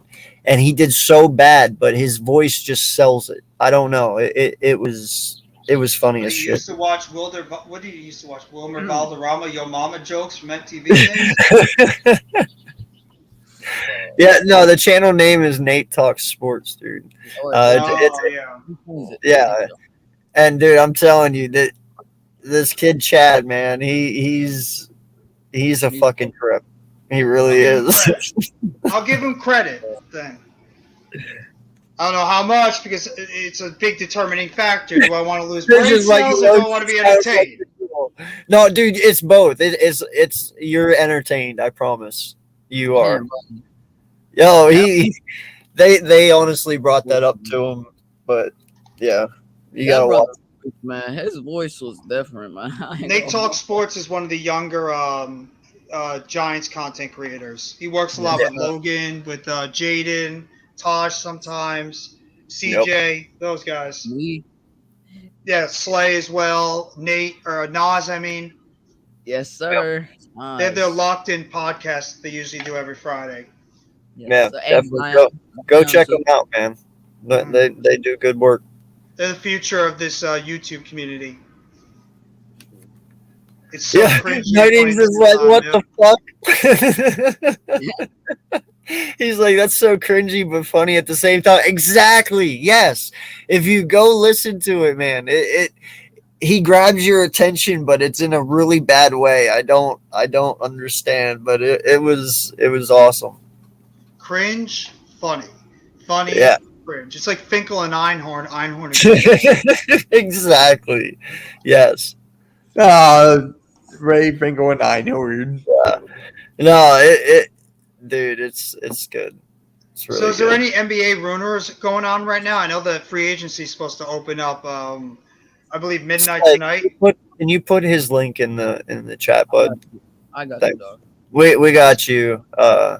Sports. Let me check and see if there's NBA rumors going apparently on. Negotiations start at 6 tomorrow. So I guess it's tomorrow afternoon. Yeah, evening, whatever you want to call it. We're going live for it on the network. Just like reactions, we're going live for it at 5. Yeah, but it was last night. Oh. No, you're good. He's talking about the other thing. Yeah, no, go ahead. Sorry. The rumor is that Tobias Harris may go to the Kings. For what? I don't know. They didn't say. But I'm like, please let that happen. Please get him off my team. Please. That's the one guy I want, out. There you go, bro. Well, the latest news I see right here on Hoops Hype is that the Magic expected to allow Mo Bamba to unrestricted free agency with the Lakers, Heat, and Knicks to have interest. The Bulls are one of those two. The Bulls must be a late entry then, because I don't see them on here. But yeah. They were on NBA Central. I follow them on Twitter. Bro, Lakers exercise team options on Stanley Johnson and Wenyen Gabriel. I know Isaac Zubacker, I think, whatever his name is, just signed an extension with the Clippers. Yeah. He signed an extension with the Clippers. Let me ask you guys this. How do you guys feel about John Wall going to the Clippers? That's going to be good move. If he's healthy, it's a good move. I think he'll come off the bench to start out with. Possibly. Be a good six-man guy for that team. Bro. Yeah, and then you would start Rich. Nightings. That man's voice Nightings, bro. It would have me cracked up, bro. What? Oh my god. That's crazy, man. I'm gonna say too. I actually am gonna give admiration to Bradley Beal. I give a lot of credit to that guy that he has his chance to go somewhere else and possibly win a championship, and he'd rather just stay in Washington because he's loyal as hell to that organization. I gotta give the guy credit. Now he's doing what a lot of players won't do. That's staying loyal to one organization. So I admire him. I think he's crazy, yeah, because Washington's never gonna win. But I admire him wanting to stick with one organization. So, wait, who are we talking about? Bradley Beal. He's going to probably opt out of his contract, and he's going to sign a new long-term deal with Washington to stay with the Wizards. Yeah. And by the way, I told you sports. I told you that shit's funny as hell. And by the way, I just got this thing on Instagram. Who's a better duo, Brady and Gronk or Montana and Rice? Montana and Rice. All right. Montana and Rice. Anyone else have Brady and Gronk? Randall.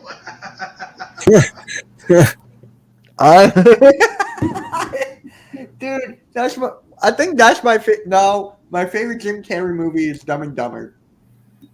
There's too many. Liar Liar was great. The Mask was great. Dumb and Dumber 2. Ace Ventura. Where's Dumb and Dumber? There was 3. I'm not counting the second one. I told you, man, that kid's he needs his own channel. He would blow the fuck up. There's something about him. I don't know.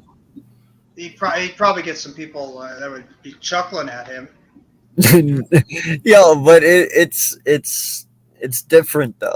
It really is. You got to go hear it before you judge him. I gotta see it. I gotta see it first. Yeah.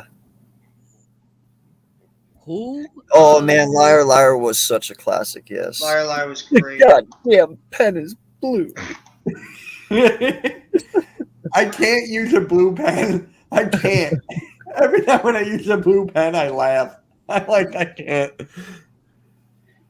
Loser, idiot, wimp, degenerate, slut. I'm kicking my ass. Do you mind? What about the second? What about Ace Ventura, the second one? Oh yeah, that's dope. I love that one. I think I love that one more than the first one. Do not pass go. Do not collect $200. What about Slinky? Slinky, go, Slinky, go. I love that Slinky. Don't forget about the monkey at the end, the gorilla. Yes.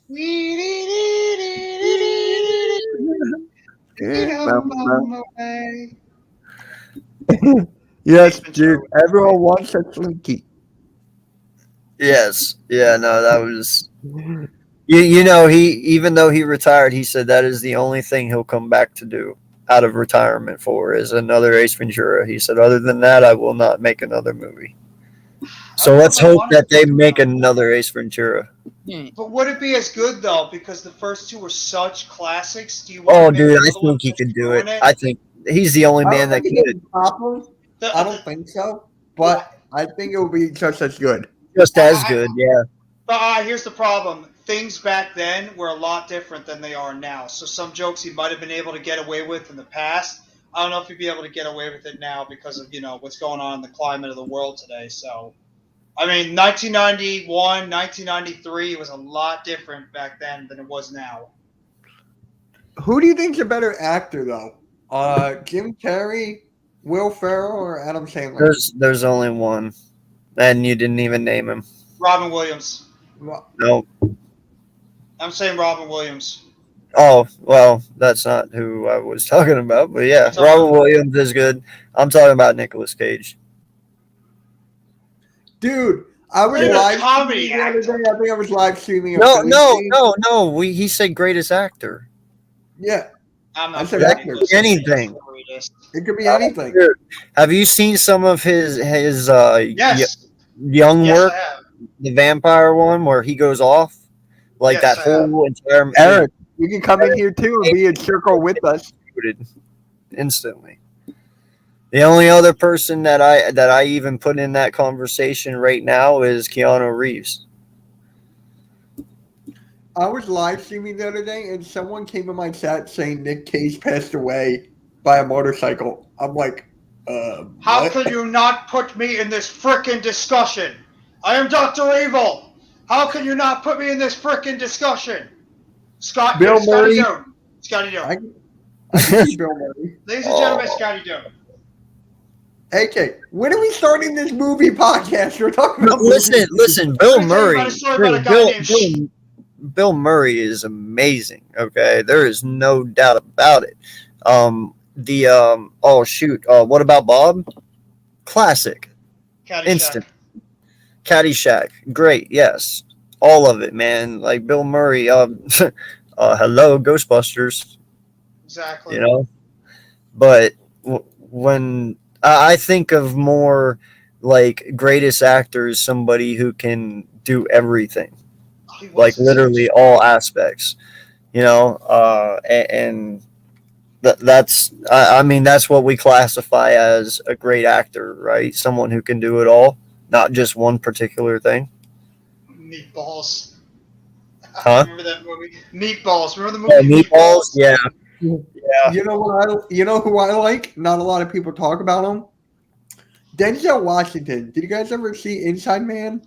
Training Day. All you gotta talk about is Training Day for Denzel. All of Denzel Washington's work. Yes. Training Day is a classic. My favorite is Inside Man of his. That's my favorite.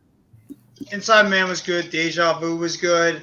The Book of Eli wasn't that bad. And also, I never saw that. My parents did. I never did. Equalizer. What is Training it? Day is always my favorite. Equalizer was good. What is a Pelican Brief or Remember the Titans? How can you not? You talk about football. Remember the Titans. One of the best sports movies ever. When you talk about Denzel Washington, great. Did I just hit a nerve or something? No, I was talking to somebody. No, I'm trying to think of. You know what? That is a great point. Bill Murray is undefeated in basketball. That's true. I remember when I got Space Jam, the video game, on the PS1. Oh my God, those were the days. That was my first game ever. Dude, you know what game pissed me off as a kid? What? On the original Sega, Lion King. I never could get past that one level where you had to jump all the damn animals. I always fell in between when you got to hippos or giraffes or whatever it was. Oh, wait, AK, when are we playing Fall Guys? Tyler called me. He was like, yo, when are we playing Fall Guys? I'm waiting. Oh. I was like, damn, me too. I was like, Tyler, I'm better than you right now. I got to win. You don't. Yeah, I couldn't watch Space Jam 2, man. Honestly. I couldn't. I didn't even see it. Yeah, I never watched it. I won't watch it. I never will. Did everyone leave? What the hell's going on? I'm right here. No, I know you are. Said everyone. Slay is doing Slay things. Yeah, no. Any Given Sunday, The Replacements, yes, they are great movies. The Field of Dreams. Field of Dreams, I liked. The Blind Side. Yep. Yeah. I want to go back to real quickly what Mitch was saying earlier about Sasha Banks. I heard that the WWE is trying to smooth over things with her, and that Stephanie McMahon is trying her best right now because she's a big fan of hers. She's trying her hardest right now to smooth things over and try to get Sasha Banks back with the company because they don't want her to go to AEW. So I heard that she still is technically part of the company unless it just broke recently. But the last report I saw was that Sasha Banks is still part of WWE as well as Naomi, and that Stephanie McMahon and the WWE higher-ups are trying hard to smooth things over with her to try to keep her in the company instead of outright releasing her and just letting her go right to AEW, which is most likely where she'd be going unless she transitions and acting. You know what? I want her. You know what? I want her to go to Impact. That would help Impact out so much. I'm sick of everybody going to AEW. It's watering I down am that too. product. I'm tired of it. Even though my favorite wrestler Claudio went over there. He's gonna get put on dark soon. The problem I is know. that AEW's got way Look too what many happened wrestlers. with Keith Lee. Look what Way happened too with many. Keith Lee. They need to cut. They're about to lose some of their homegrown. You remember the Dark Order? Everybody, if you're an AEW fan, you remember the Dark Order, who was one of the most over things in that company? Stu Grayson's already gone. Alan Angels hinted that he might be gone. How long until John Silver? I just forgot his name. Reynolds, Silver, and Reynolds are gone. How long until what do you call it? Preston Vance is gone. I mean,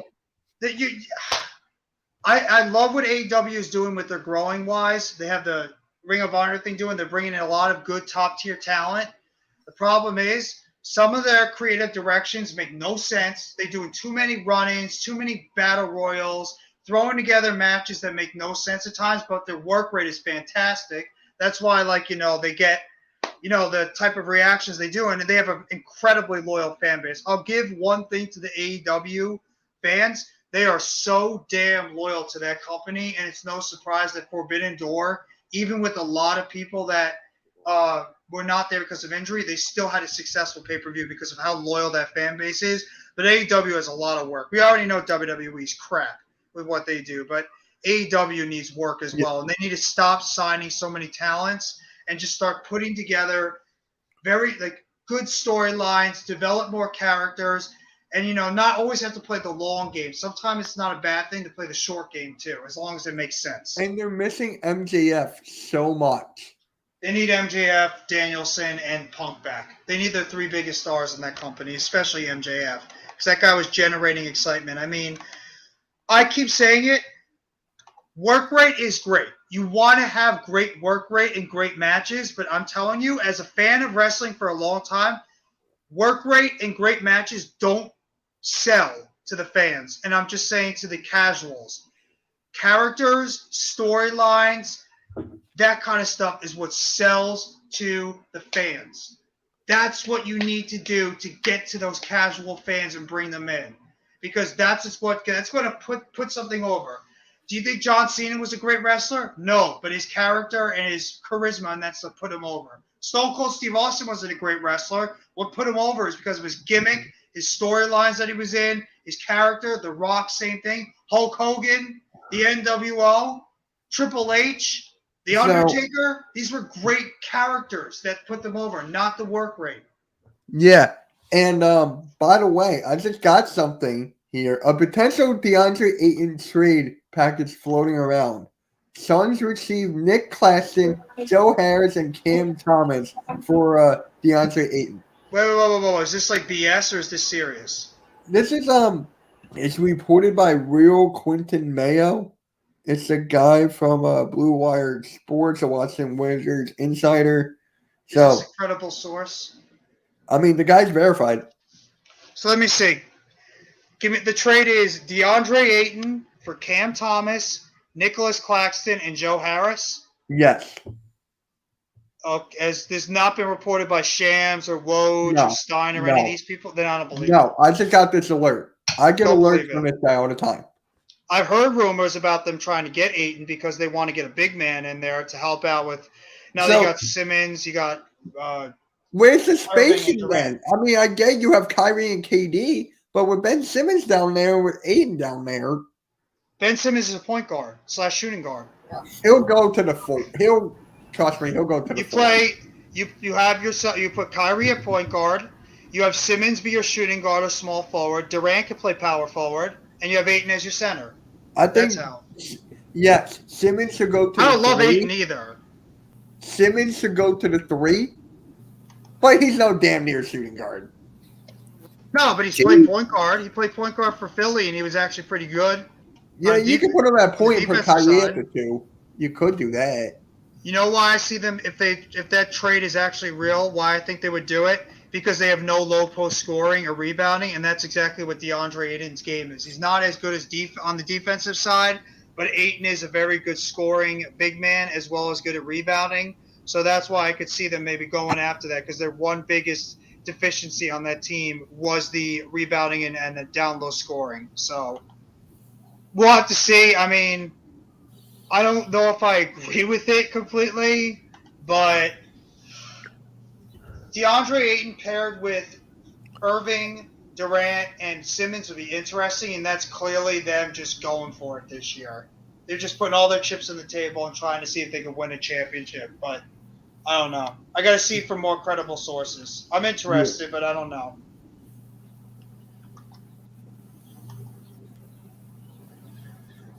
As a Nets fan, I really don't know how I feel about it. Slay, were you about to say something, Slay? No, I was gonna say, why is it so quiet in here? Oh, I'm just listening to you guys. I'm just listening to you guys talk, man.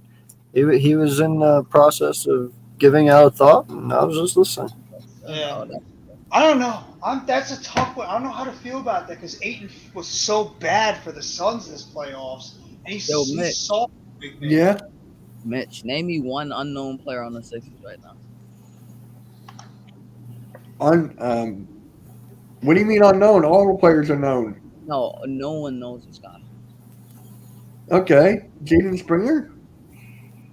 No, I actually know who that is. I can't play that clip. Hold up, I can't do that. Another.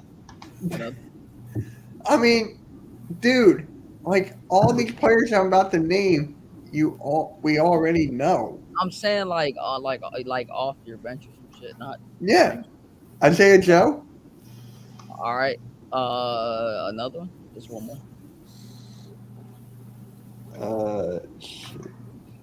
Who's that guy? Is there a point to all this? I'd like to hear what Adam feels about that. I just want to play a clip. Let's play the clip. No, I just name an unknown player. Yo, I just gave you two. All right, AK, you gave one on the Bulls. Unknown player on the Bulls. Why the fuck no, don't bring me into this. No. Adam, I got a question for you. Did you hear the rumor that Mitch said the Nets might be looking to try to get Ayton for Cam Thomas, Claxton, and Harris? How do you feel about that? I think Ayton would do well in the East. There are not many centers like him, and I think he'd have a solid year. I mean, if you can keep a guy like KD, right? It's all about keeping your superstar. Otherwise, if you're going to get Ayton and then get rid of KD, you're kind of at square one. So, yeah, I agree. I think it's just that they're pretty much putting their chips on the table and seeing what they can do in terms of this year, because they're going to just see if they do get an Ayton, and they're going to try to see if that big four of Ayton, Durant, Irving, and Simmons could get the job done this year. And if they don't, I would not be surprised if the Nets dismantle their whole team if they can't get it done with that four. If that in fact is like a legit trade rumor, because I think the Nets are going for broke this year. It's scaring me to say that. Wait. Do you, hold on. What do you mean by that, Birdman? Do you mean by this year's rookie class or next year or this year? Next year? Yeah, like. Oh, I think this quarterback class sucks. Yeah, but this quarterback class is just straight up ass. It's fucking booty water, booty pixelated. It's straight up trash. I'm sorry, like it's trash. Besides maybe Matt Corral, Kenny Pickett is overrated. Malik Willis is overrated. Yeah, they just not good. Or next year, next year's class is amazing, Birdman. Will Levis, Bryce Young, CJ Stroud, Tyler Van Dyke, AR-15. Bro, there's a lot of them. The problem is we can't really say truly if any of these guys are good or not because they haven't stepped on the football field in the NFL yet. So we could be saying that this class that's coming in is trash, but who knows if like a Ritter could come in and play great for Atlanta or Pickett plays good for Pittsburgh. Sam Howell, we don't really know until these guys actually get on the football field and show what they can do. I mean, right now we're all saying it's trash and we could all be proven right, but who knows? Maybe you never know. Maybe this quarterback class could actually be better than people think.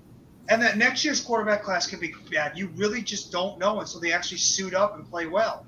Some people thought the 2018 quarterback class was going to be good, and look at that. Besides Josh Allen and Lamar Jackson, the rest of them suck. So you really don't know. I mean, you have to see them play. Is what's it called? About what we were just talking about? This year's class. Malik Willis. So Malik Willis was at Auburn, right? And he could have stayed and just competed with Bo Nix, but he went to Liberty and got his way out of Auburn instead of just being in the SEC, and then he went to a smaller school so he could put up stats and stuff like that. That's why I don't really like Malik Willis. He's just not, and he's supposed to throw really good. Like, I don't know. I'm not a fan of Malik Willis, but I don't think I'll ever be. Let's do it. He's the third stringer right now for the Tennessee Titans. He needs to develop. He's a developmental quarterback right now. He has talent, but he just needs to develop more as an all-around player before we can say he's anything. Definitely has a good skill set. I compare him to Jalen Hurts. CJ Stroud is an absolute stud. I love CJ Stroud. So when you mean coming out, you mean this year coming out, or this college year's draft coming up? I think he means 2023. Okay. You could say CJ Stroud is a little more talented than Hurts, but even then, that's still I can't say because CJ Stroud got another year in his books. Out of the quarterbacks this year, who do you think is in the best situation and who will do the best this year out of all the rookies? Oh, this year. The best situation is Malik Willis because he doesn't have to come in and be a starter. So he can sit there and learn on a good team while they try to march to the AFC title game or the Super Bowl. I think he's in a great spot. I think Pickett's in a good spot too with Tomlin there as his head coach, and he doesn't have to play immediately. So he's got that Pittsburgh allure. Yo, bro, Kenny Pickett got carried by Jordan Addison, bro. That's the Biletnikoff winner. I'm just talking the situation he's in. Pickett's in a good situation. Okay, well, you'll find out. You'll find out on Sundays if that's true or not. I'm telling you, man, that dude and Jordan Addison went to USC. He just transferred there. He won the Biletnikoff last year, and Kenny Pickett, that was his go-to weapon. If he wasn't on that field, Kenny Pickett looked like a different quarterback. I mean, listen, we'll find out. That's why they play the games, man. Yeah. Where did Howell go? What's up? He went to the Howell went to Washington, right? Yeah, he went to Washington. Yo, Carson better watch out. I think if he's not careful, Sam Howell, maybe he'll produce. I mean, I'm sure best situation, like I said, Matt Corral intrigues me because I think in Carolina it's a mess over there. So I think he'll have some chances to start some games. Don't forget about Ritter in Atlanta, man. Yeah, I think Ritter's going to play too. I like him too.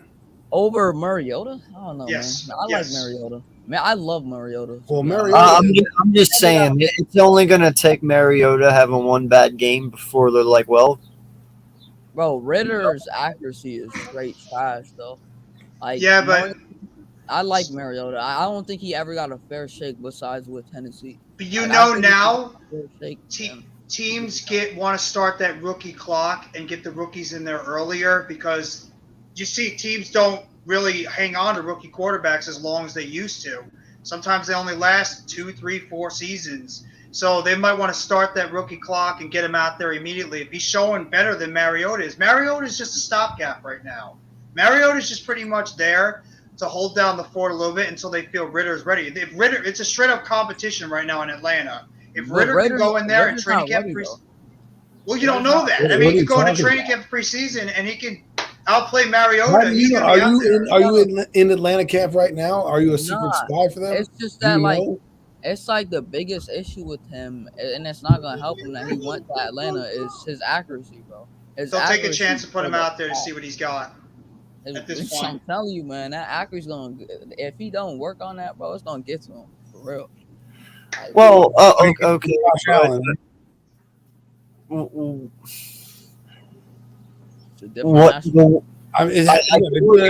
talking about the same point where when I look at it too, if Mariota starts doing bad, they kind of how much worse can it get?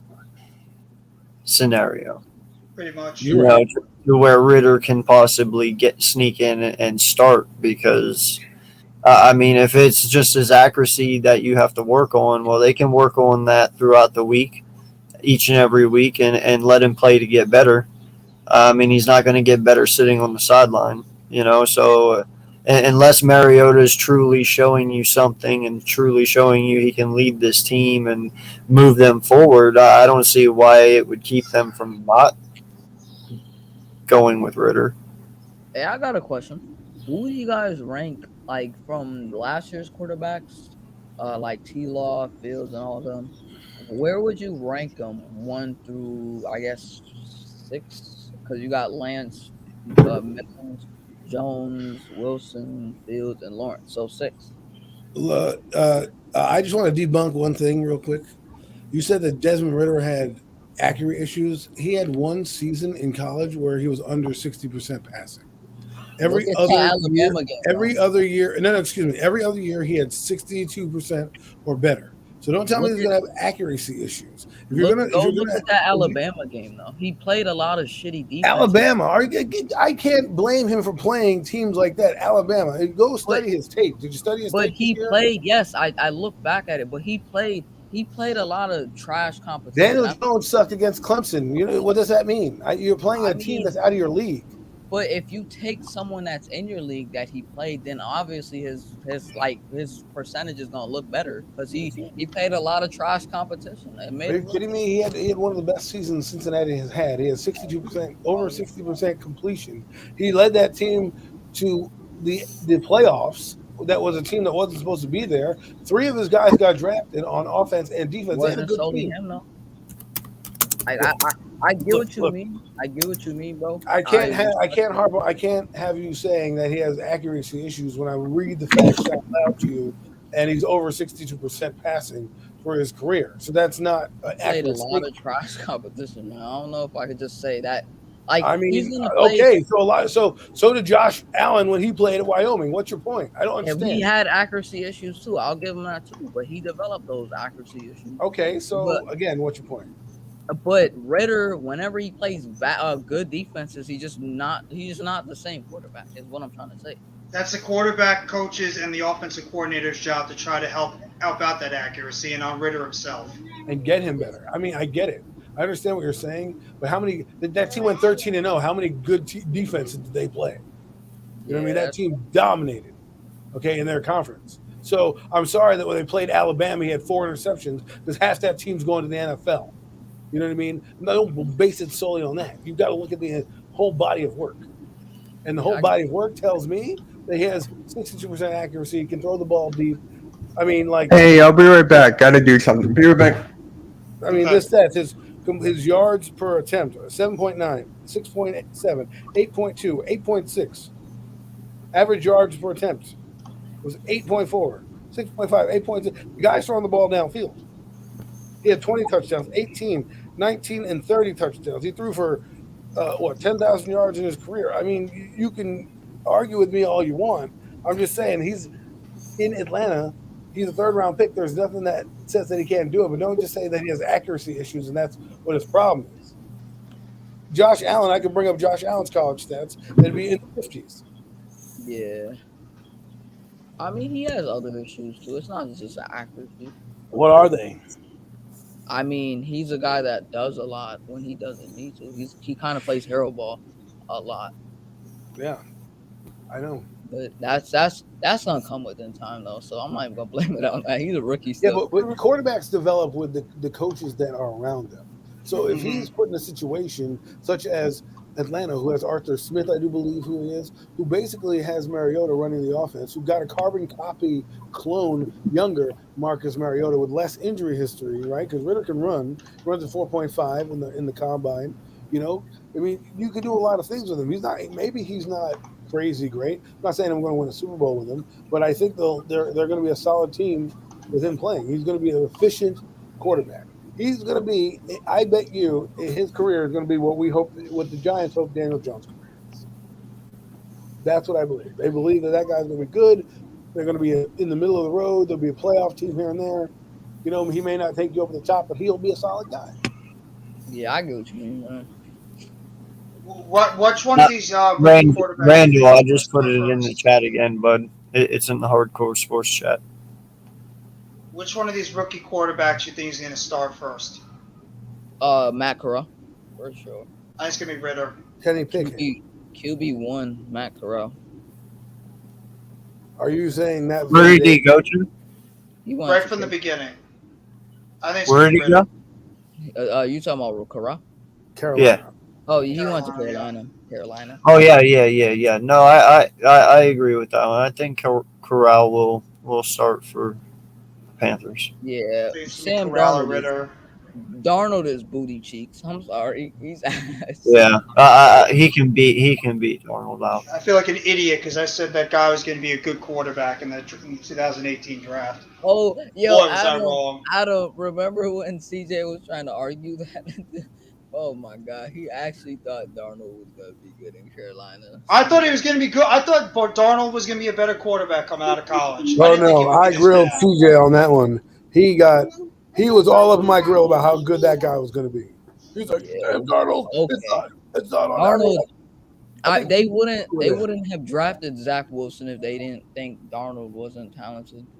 Yeah, but he was saying to me that it was all on Gase, and I was saying to him that Sam Darnold still sucked even without Gase. And he was like, I tell you that. And I remember middle of the season, he was doing okay, Darnold. And I was like, you know what, you might be right. And then the end of the year, it came on, and I looked at him like, bro. He's trash. He was so hell-bent on Sam Darnold. Like, even if you give the guy a good offensive line, he's still not going to be good. Like, it's just like that. He's a shot fighter, man. He's a shot fighter. That's the problem with Sam Darnold. He has issues that weren't corrected. He got beat up in New York, and then what happens is, and this is why I think Daniel Jones is going to have a problem too, is when you get shell-shocked, it doesn't go away that easily. Yep, you know, you're right. I was watching before this. Look at Carson Wentz. Yeah, I was watching the Kansas City Chiefs versus Tennessee Titans Week 7 game on NFL Network before my son came in and raided the TV. And I'm watching that line destroy Kansas City's line, having them go run in circles. Like Patrick Mahomes had no idea where they were coming from. And I'm looking at the Giants line, I'm like, man, they got a bunch of guys that haven't played with each other before, and they're coming up against this defense. Will Daniel Jones be able to handle that? Because those are the type of things that I worry about. And Sam Darnold has, like, when you're saying you're seeing ghosts, that tells me you're rattled. But then when you can't, if you're not protected, like if Sam Darnold went to a team that was ready-made and the offensive line was good and he could sit back there and repair his confidence. You'd be a Jimmy G. Okay, but what happened was you see that first jersey flashing in front of you and you get skittish and you're like, oh my God, I'm worried about the rush, and then you don't see what's downfield and you get sacked. So that's why I'm worried about Daniel Jones is like, he's been sacked a lot. He's got a lot of pressure on him and he gets shell-shocked a lot. So maybe it's time to just move on with a guy and let him get out of this element, this environment, to see if he can break out of the funk. Remember what happened to Eli Manning at the end of his career, where he would always just go down to the ground anytime anyone was near him because he was shell-shocked from getting hit so much from how bad the offensive line was. I agree with Adam. I think that's one of the biggest things you got to worry about with Daniel Jones is, he has all this. He has an improved offensive line, supposedly. He's got healthy playmakers, better coaching, all this stuff. Is Daniel Jones not shell-shocked from what happened to him? Cerebrally, he could be all messed up, and that he might not be able to come back. So I agree exactly with what Adam's saying. That's a good point. I'll send it to you, Birdman. I mean, let's look at it here, right? He was sacked. I'm going to look and see how many years he was sacked. So the first year, 38 times. He played 12 games, got sacked 38 times. Year number 2, got sacked 45 times. Year number 3, he got sacked 22 times and then was out for the year. He has 105 sacks in his first 3 years of or being sacked in his first 3 years of playing. You can't tell me that's not going to put a little bit of a sidestep in your body. You know what I'm saying? Like, maybe, especially when that first leaky line happens against, Tennessee, you're sitting there and, John Feliciano misses a block, or, Evan Neal takes the wrong step on a veteran defensive end and he's sitting there and gets back and he gets hit a couple times. Is he going to be able to? Mitch, can you send it to him? Get through? What? Sorry. Send Birdman the link. I agree, Adam. I got you. Thanks. You were just like, can you send him the link? I'm like, wait, what? I got you. I agree, Adam. I think the offensive line will be better when it actually gels. Yeah, Birdman is there. there's a lot of unprovenness in that offensive line, and even a guy like Andrew Thomas, can he prove to stay healthy? Evan Neal's never taken a snap in the NFL yet. Azudu's never taken a snap. Lemieux's coming off a serious injury. Feliciano was a solid veteran, but what is he right now? And then Glowinski. Is he going to be a guy that's going to be able to play well in New York compared to when he was on that great line in Indianapolis? And even if they are better than we think, they got to take time to gel. So, but my question is, like, would you rather have a quarterback that you can mold, that you can get through the shell shockness, or a guy that you have to kind of like break out of a funk, who's already been in the league 3 years, who's only seen nothing but sacks? I mean, listen, 105 sacks in 3 years, that's a lot of sacks, man. You know, I mean, that wears on you. That stays in the back of your mind. And that ain't no lie. Yo, Randall, Birdman, what's good? Just look what happened to Eli, and let's just use that as an example. He was shell-shocked for the rest of his career because he got hit so much. What's up, Mitch? He was sad watching. What up, man? What's up, Birdman? What's up? Can you guys hear me? Yo, Yes, sir. good. Nice. Yo, Yo. What's going on, sir? I just love how we all went, yo. Quiet. Yeah. Definitely. Hey, Randy, Good to I got a see quick you, question. man. Appreciate you for stopping through. Yeah, me Hope too. you're doing good, man. Yo, hopefully you're doing well. Randy, quick question for you. Since you're doing the UFC for the network, who would you like on the thumbnail? Like, is there a specific match that should put on the thumbnail that you would like, or yeah, let me from know. the start of the fight to the end of the fight, because this card is insane, bro. So should I just put one of everybody then? Yeah, I would just honestly put everybody's name, and then we could probably just start the thumbnail from there. Hey, what's Yeah. up, bro?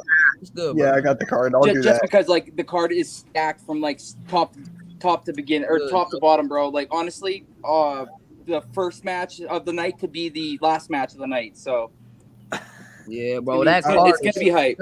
Yo, that card is so stacked, dog. I've been waiting Oh, for it is stacked, man. Like the undercards, the fights that are for free on TV could legitimately be the pay-per-view itself. Like it's nuts. Bro, you got Uriah Hall fighting on the prelims. That's how You got Brad Tavares fighting on the prelims too. Exactly. Like that homeboy should be so good, for a bro. title No. soon, bro. Randy, it's gonna be you and Nas doing it for the network. Yeah, I'm going to do co with Nas. Wait, Yeah, we've been I'm talking. gonna join that. I'm gonna join that too with y'all. Come on, Yeah, you're telling me you guys would rather watch that and not watch Bobby Lashley versus Theory? Hell no. Jeff, I'm sorry, Come but on. I'd rather see them UFC actually cause real Bro. harm rather than just choreographed harm. I don't blame UFC you. is on another stratosphere, bro. UFC is taking. Yeah, we were talking about this on the stream last time. Like UFC is just on a whole nother stratosphere. Like Oh, no Birdman offense to left. your guys' wrestling and anything, because like I have mad respect for those guys because what they do isn't easy either. But what the UFC does is completely different. Yes, sir. UFC. Oh, yeah, you is can't right even now compare the number two of one. them. No, Yeah, you one's can't. A, one's Hey, a what's sport, the- one's a TV show. Exactly. What up, Joe? Been a minute, bro.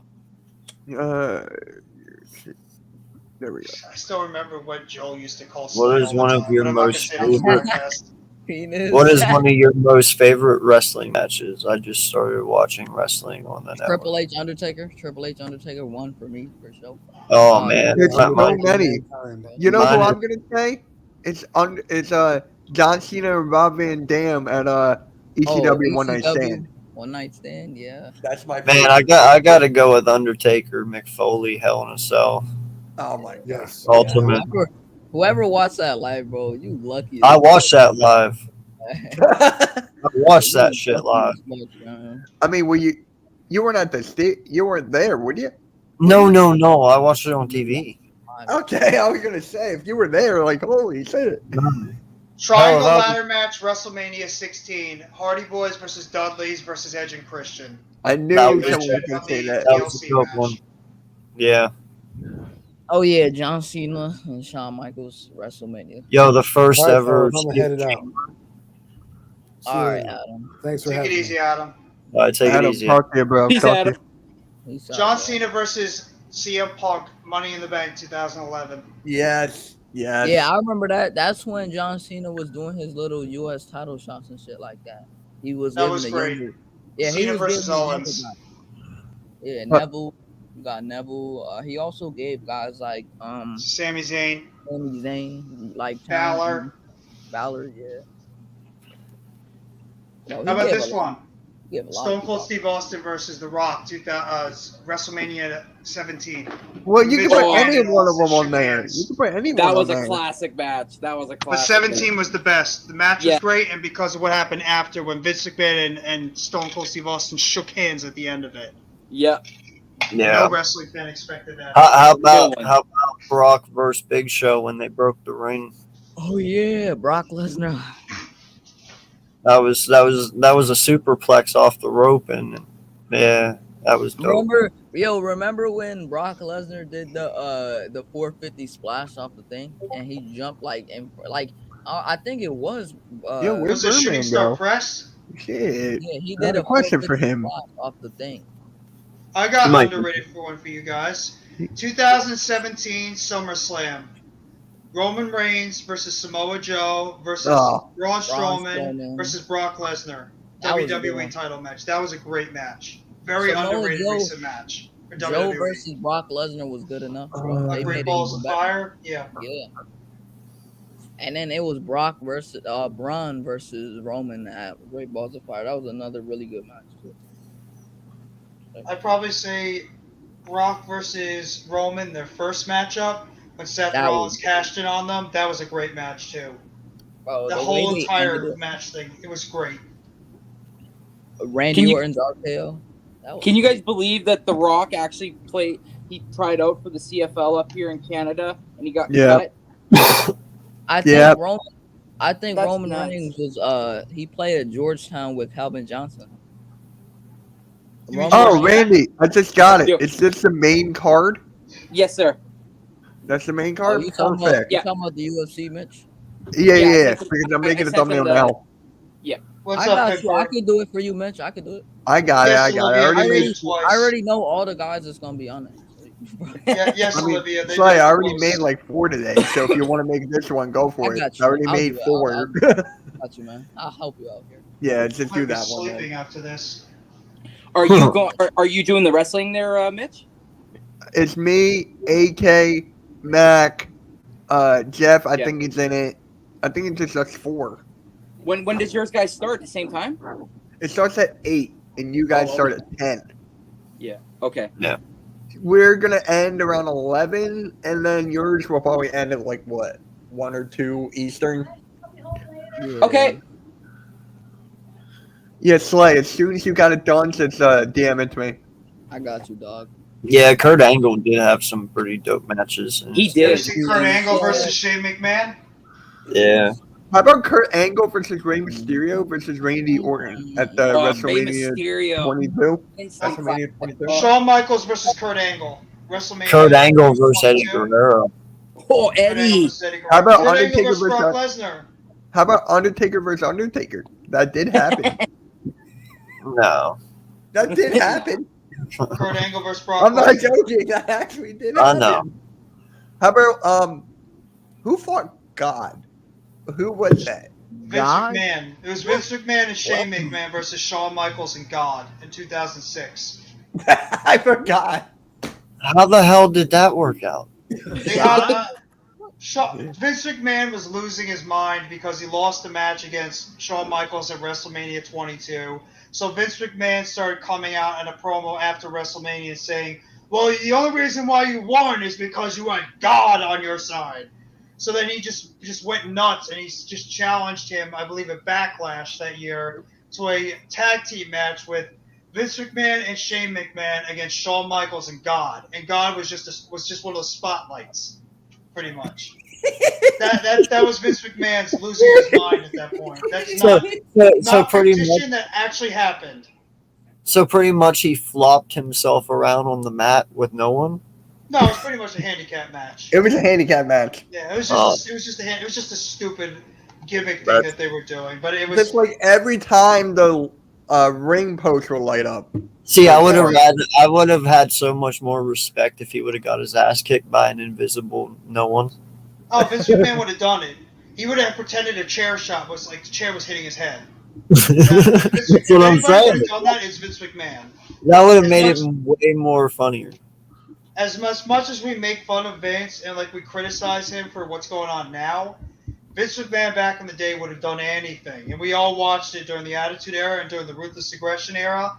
Vince McMahon would have done anything on TV to get a reaction, whether it was positive or negative. He would have said something. He would have gotten hit with a steel chair, thrown through a table, thrown off a balcony. It doesn't matter what happened.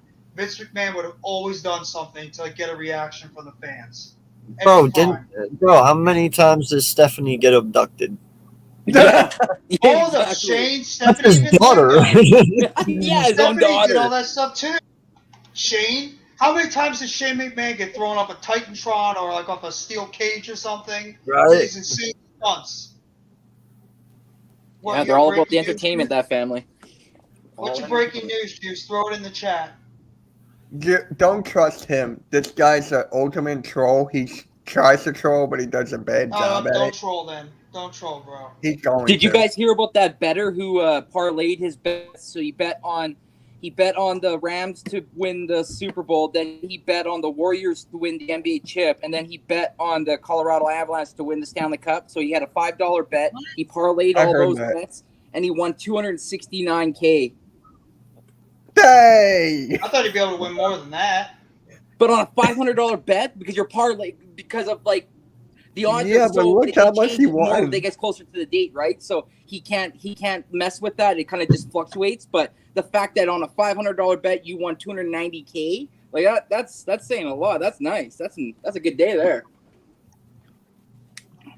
That was me, by the way. No, I'm just kidding. We do actually have breaking news. I think Randall put in the chat before. WWE has signed MMA Bellator fighter Valerie Loureda to a multi-year deal. So they brought in another MMA female for the WWE roster. Yeah. Right. Dude, she didn't gotta want stop to sign with that the shit. UFC, and she didn't want to sign with the UFC because the UFC didn't want to give her a more than a 3-fight contract, and she wanted a 6-fight contract, which would have given her enough time, like at least maybe 2 years worth of service. But they were like, no, we just don't see it with you, so she decided to go with you guys. She said that she'll still remain with Bellator even though she's under contract full time with WWE. She'll still be in contract with Bellator. But Olivia, go ahead. You can finish. I'll go after you. I was just gonna say that Bellator did say though that if at any point when there's a match that comes up and she's already preoccupied with you guys, they will have to at some point in time terminate her contract because she has to decide at some point which organization she's going to stand with full time. Yeah, that's true. Yeah. So Olivia, we're going live. I'm going live tonight for the AEW Blood and Guts, and Saturday night at 8 it's me, AK, Jeff, Mac the Giants fan for WWE Money in the Bank. Those are the next two. I do AEW every week. So she's apparently going to be the first Cuban American woman to be a WWE superstar too. So that's a little. Oh wow! She's also best. She's also best friends with rising star in NXT, Nikita Lyons. Oh, there you go. Her and Nikita Lyons are very close. So sweet. You could see. I'll give WWE credit for one thing, and I was watching NXT last night. They got a nice little collection of young women in that company that are going to be something. They do. Cora Jade, Roxanne Perez, Nikita Lyons. I think Tiffany Stratton's going to be good. I could easily see Valerie Loureda being something. Kiana James looks good. Tatum Paxley. They have a nice little core of very talented women in that roster. If they can keep them together. Well, so I'll give them credit for that. Well, Mitch, I'm going to leave it up to you to end the stream, but I got to get going and do some things. But appreciate you guys so much for coming in and chopping it up with me. Shout out to the 8 still in here hanging with us. Please hit that like button on your way in or way out. But yeah, you all have a great day, and I'll see y'all later. Take it easy, AK. All right. I'll stay on the stream for a little longer than I got to bounce. I'm just going to pause it because I make a quick short on this. I'm probably going to keep this going for like another. I'm probably going to keep this up for like another half hour because I was planning on to watch Stranger Things and like catch up before on Friday. So that was my. So I'm going to bounce right now, but you guys are doing a thing tomorrow for the NBA free agency, so I'll hop on with. Yeah. I think we're going on at 5 Eastern. I might start it earlier depending on how the free agency signings and trades go. Perfect. 'Cause So- I'll be home at my time about 3 o'clock, so that'll line up almost similar. So that'll work perfect. All right, man. I'll All catch right, you. Mitch. I'll see you tomorrow, Jeff. Peace out. DPS. Slay. Yes, sir, See you man. tomorrow, bro. Yeah, man. See you tomorrow. And then there were 3. So, yeah, Jews were not doing that. WWE does ruin things. I'll give you that. It does. But you got to give credit where credit is due. The last 2 pay-per-views, or 2 or 3, have been decent. They have been good, better than what the others have been in the build and all that. It's been lackluster. That's the only thing for me. It's a freaking build. And what is going on with this Vince McMahon thing? He pops out on every show now. Like, really? I thought he stepped down, but who the hell knows now? Like, seriously. Ah, bruh. It's exhausting making all these thumbnails. I got all the scenes ready for this week. Oh, I did one for Cole, so you got to put that up. Or I'll put it up for him. But, so Slay, you do it on the network with Naj and Randy? Yes, sir. All right, we got you 3 on the network. Perfect, which is good. Ow. Fuck, I just stuck my foot. God damn it. Damn, that's tragic. That's like the worst thing. Yeah, bro. Them shit be sucking. Yeah. Yeah, bro, this fight card is gonna be amazing though. Oh, really? I don't pay that much attention to it. I actually don't think Money in the Bank is going to be that terrible either. Besides the women's matches, I don't think the Money in the Bank briefcase matches are going to be bad. The women's one looks good. The tag team title match will be good, and I think if they get the right person to be that last spot for the men, I think the men's one could be good too. It's just that the title matches are going to be disaster. Yeah. It's so bad for the women's matches. No, I wonder who's going to be the last entrant for the men's Money in the Bank. I hope it's Kevin Owens. On SmackDown though, so that doesn't mean anything. Like, well, yeah. Watch it be Elias. I wouldn't be shocked if they give it to Ezekiel, to be honest. I would not be shocked if they give it to Ezekiel. Yeah. And Austin Theory is going to beat Lashley. That's common sense. Well, I made a video on it earlier. I mean, I said who I'd like to see as the last couple of entrants. At least they did it right, got Riddle in the match. Give me at least either Nakamura, Styles, Owens, or Balor as the last person in that match, please. Yeah. Give me somebody that's like the fans want to see and is either ready to break out and become a world champion. I don't want it to be Rollins, though I think Rollins is the favorite for the men. I'd actually rather it be Riddle or Zayn. Both of them are ready to become world champions. So I think it makes sense too, because Zayn's that like mascot for the bloodline. You could easily see him eventually, turning face and winning that title. And then Riddle kept saying he wants to get back at the bloodline for what they did to Randy Orton. So the storylines write themselves. But then again, I could see Rollins winning the championship and then have Cody Rhodes come back at the Royal Rumble. And then you have Rhodes versus Rollins at WrestleMania, since Rhodes got taken out by Rollins. And then Cody beats Rollins at WrestleMania and becomes world champion at the next WrestleMania. So it makes sense. Like, you can go either way. And in terms of the women, I think it's going to be Lacey Evans, honestly. But I hope it's going to be Liv Morgan. I'm hoping they're going to give Liv Morgan the opportunity to become champion. Why do I think it's going to be Becky Lynch? If it's Becky, you're wasting the briefcase. Becky doesn't need it. Should be going to somebody that's ready to break through. That's why I say Liv Morgan, Shotzi, even like Lacey Evans to a degree. Give it to somebody that's ready to become world champion. Becky doesn't need it. I was thinking for the men's, Seth Rollins, predictable. I don't want to go to Seth, but Seth doesn't need it. I know they don't, but it's just like those are the only ones I can think that WWE would do. I think they do Riddle. I'd be honest, I think they would do Riddle. I think they're ready to give Riddle the title. You could just see because they're pushing him a lot. So I think they're just waiting for the right opportunity to eventually just give Riddle that title. Just split the damn titles up again too, please. We don't need one world championship on Roman Reigns. It's Brock Lesnar all over again, and he held the championship hostage. Just get the friggin' title off of Roman Reigns, or split it back up where you have 2 world championships again. Yeah. Yeah. And it's ridiculous what they're doing with this. It's ruining the title. Just being honest. It's ruining the credibility of that title by keeping it on Roman Reigns when he's not even a full-time star right now. And the storyline is over. Nobody cares about the bloodline stuff anymore. Yeah. So, but I'm going to bounce, guys. So thank you for having me out on the stream. Yeah, I'm going to end this. If everybody hasn't already, please hit the like button, subscribe if you haven't already to these fine content creators and everybody else that were on the panel today. And enjoy the rest of your Wednesday. Mitch is going to be streaming AEW live party. So if you guys have the chance, come by the Hardcore Sports Network as well as come by Mitch's stream to just check out the AEW watch party. We got some things going on for the rest of the week. So thank you very much for coming by. We got the NBA free agency opening up on Wednesday, or on Thursday. So make sure you come by and see that. Thank you very much. Enjoy the rest of your day. Take it easy, everybody. Peace. Yes, sir. Yeah. Yeah. How's it going? And we also got Big Moves Timus. He's going to be on the network tonight at 8 o'clock Eastern Standard Time. He's a Commanders fan, so that is what's going to happen.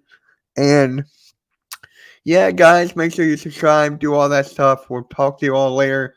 Have a good night, guys. Peace. Or have a good rest of your day. Peace. See you guys at 8 o'clock Eastern Standard Time. My channel for AEW Watch Along. Watch Party.